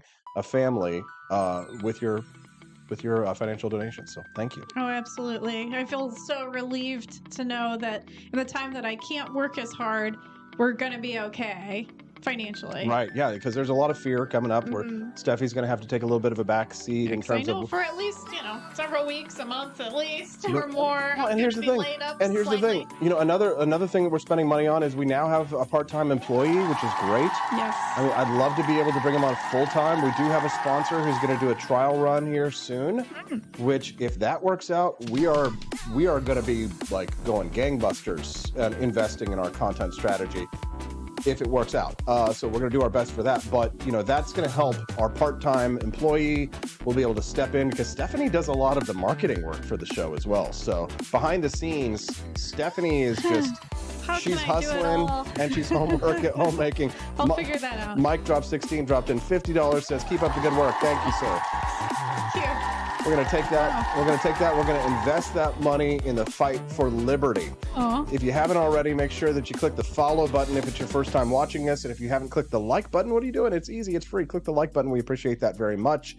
We're grateful to you. Love Kit says, do you all have a locals? So we don't do a locals, but here's what is that? So it's kind of like a little community that they have on Rumble. But I didn't know about we don't this. do that. What we do is wakeupamericashow.com/support. If you'd like to become a monthly supporter, a pledger, essentially, just an FYI, you get 20% off at the shop. And you get entered into raffles for prize drawings. And if you do like the Peterson's Patriot level, you're on the Christmas card list from us. So in this year, of course, Baby Hazel's going to be on it. So visit wakeupamericashow.com/support if you'd like to become a monthly contributor to help us to grow like crazy. We want to become the Libertarian Daily Wire. More hustling and homemaking, more shows, more podcasts, more content, more interviews, more goofing around and having a lot of fun in the mornings. And perhaps even during the day if we can produce some more shows. Who knows? Steph, anything else? As always, be free. Be free, guys. We appreciate you very much. Yes, Corey says he wants a forum for us all to chat. All right, I'll look into it for you guys today. Oh, yeah, I like learning about these new things. I'll look into it this weekend, although I am going to be a Donald Trump delegate to the Congressional Convention this weekend. Yeah. Fighting for your rights. And I'm going to be watching. My very first elected office, which is not an office, but just, I'm a delegate. I get to vote on the Republican Party platform this weekend. Hopefully it won't be too rancorous, and I might even run for a little spot myself while I'm there. We'll see. Who knows? All right. Ooh, stay tuned. Stay tuned for all the exciting news, but you'll have to come back on Monday on the Wake Up America Show at wakeupamericashow.com.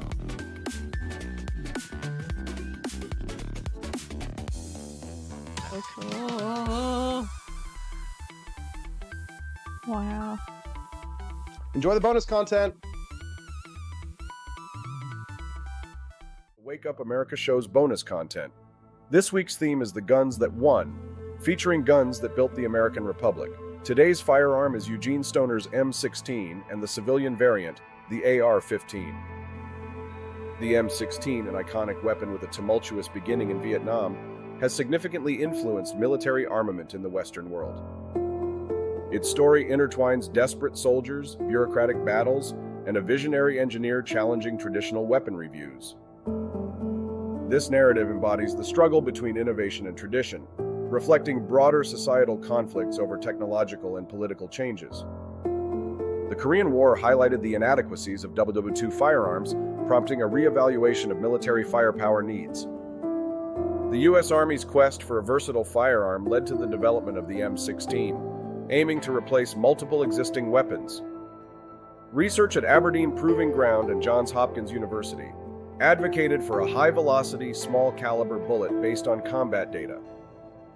Despite initial resistance, the Army sought to replace the M14, which struggled in Vietnam, with a more effective weapon.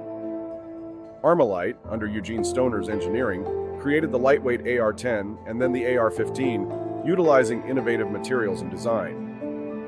General Willard Wyman's support for the AR-15's development highlighted the military's interest in revolutionizing infantry weapons. The AR-15, with its lightweight design and high-capacity magazine, promised a significant advantage in firepower and maneuverability. The development of a unique .222 Remington cartridge enabled the AR-15 to deliver high-velocity rounds with improved lethality. Despite its potential, the AR-15 faced skepticism and bureaucratic hurdles, criticized for its unconventional design and materials. Testing inconsistencies and institutional resistance threatened the AR-15's adoption, despite its demonstrated effectiveness. The sale of the AR-15 designed to Colt and subsequent marketing efforts gradually shifted perception towards the rifle's capabilities. Colt's promotion of the AR-15, including demonstrations of its effectiveness, caught the attention of military leaders, leading to its adoption. The decision to equip the Air Force with AR-15s marked the beginning of the M16's journey to becoming a staple in military armaments, overcoming initial setbacks through persistent innovation and advocacy. Expanse of time, a year might seem like a mere moment, but oh, what a year it's been. In September 2022, Austin and Stephanie Peterson embarked on a journey to wake up America. They began humbly, with just 20 souls tuning in, learning, listening, and though challenges arose, like the looming shadow of YouTube demonetization, their spirit never waned. And now, thanks to you, thousands rise with the sun to join them, to listen, to engage, to be a part of a community. So here's to you, and to wake up America. For memories shared, for friends made, for the journey ahead, and for never, ever forgetting to rise and freedom. Happy anniversary. I'm Donald Trump, and I approve this message. Believe me, Austin Peterson is the best. He's got the greatest Wake Up America show I've ever seen. Whenever I tune in the mornings and watch the live stream, let me tell you, he has got the absolute best content. I love his guests. It's just a total blast to watch, and I highly endorse and recommend the Wake Up America show. It's terrific, believe me. Is the outdoor your home about as exciting as a library? Then spice it up and unbore your space with our custom metal signs. Crafted with love and a bit of libertarian magic, you can customize your own metal sign at ap4libertyshop.com. So head to ap4libertyshop.com, customize your own metal sign today.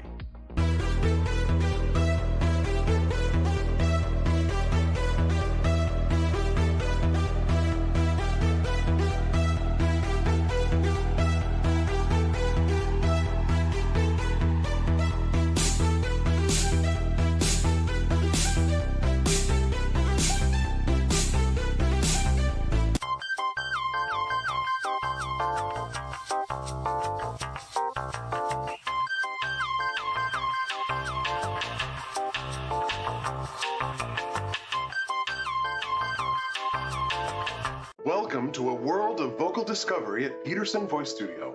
I'm Justin Peterson, here to guide your musical journey. Envision a place where your voice reaches new heights, where every note tells a story. We embrace all singers, from the enthusiastic shower vocalists to aspiring stars, ensuring each voice finds its unique rhythm and tone. Are you ready to elevate your voice? Visit petersonvoicestudio.com and sign up for remote lessons tailored just for you. Let's begin this melodious journey together.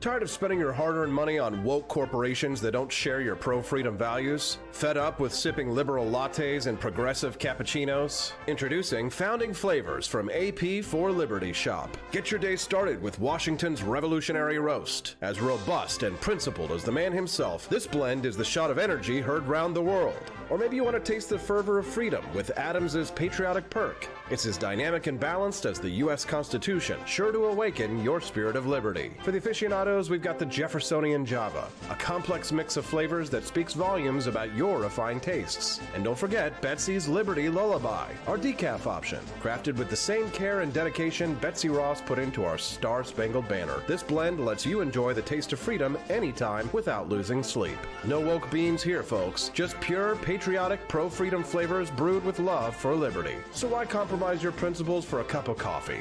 Stand up for your values, perk up your patriotism, and start your day the American way. Get your founding flavors at ap4libertyshop.com.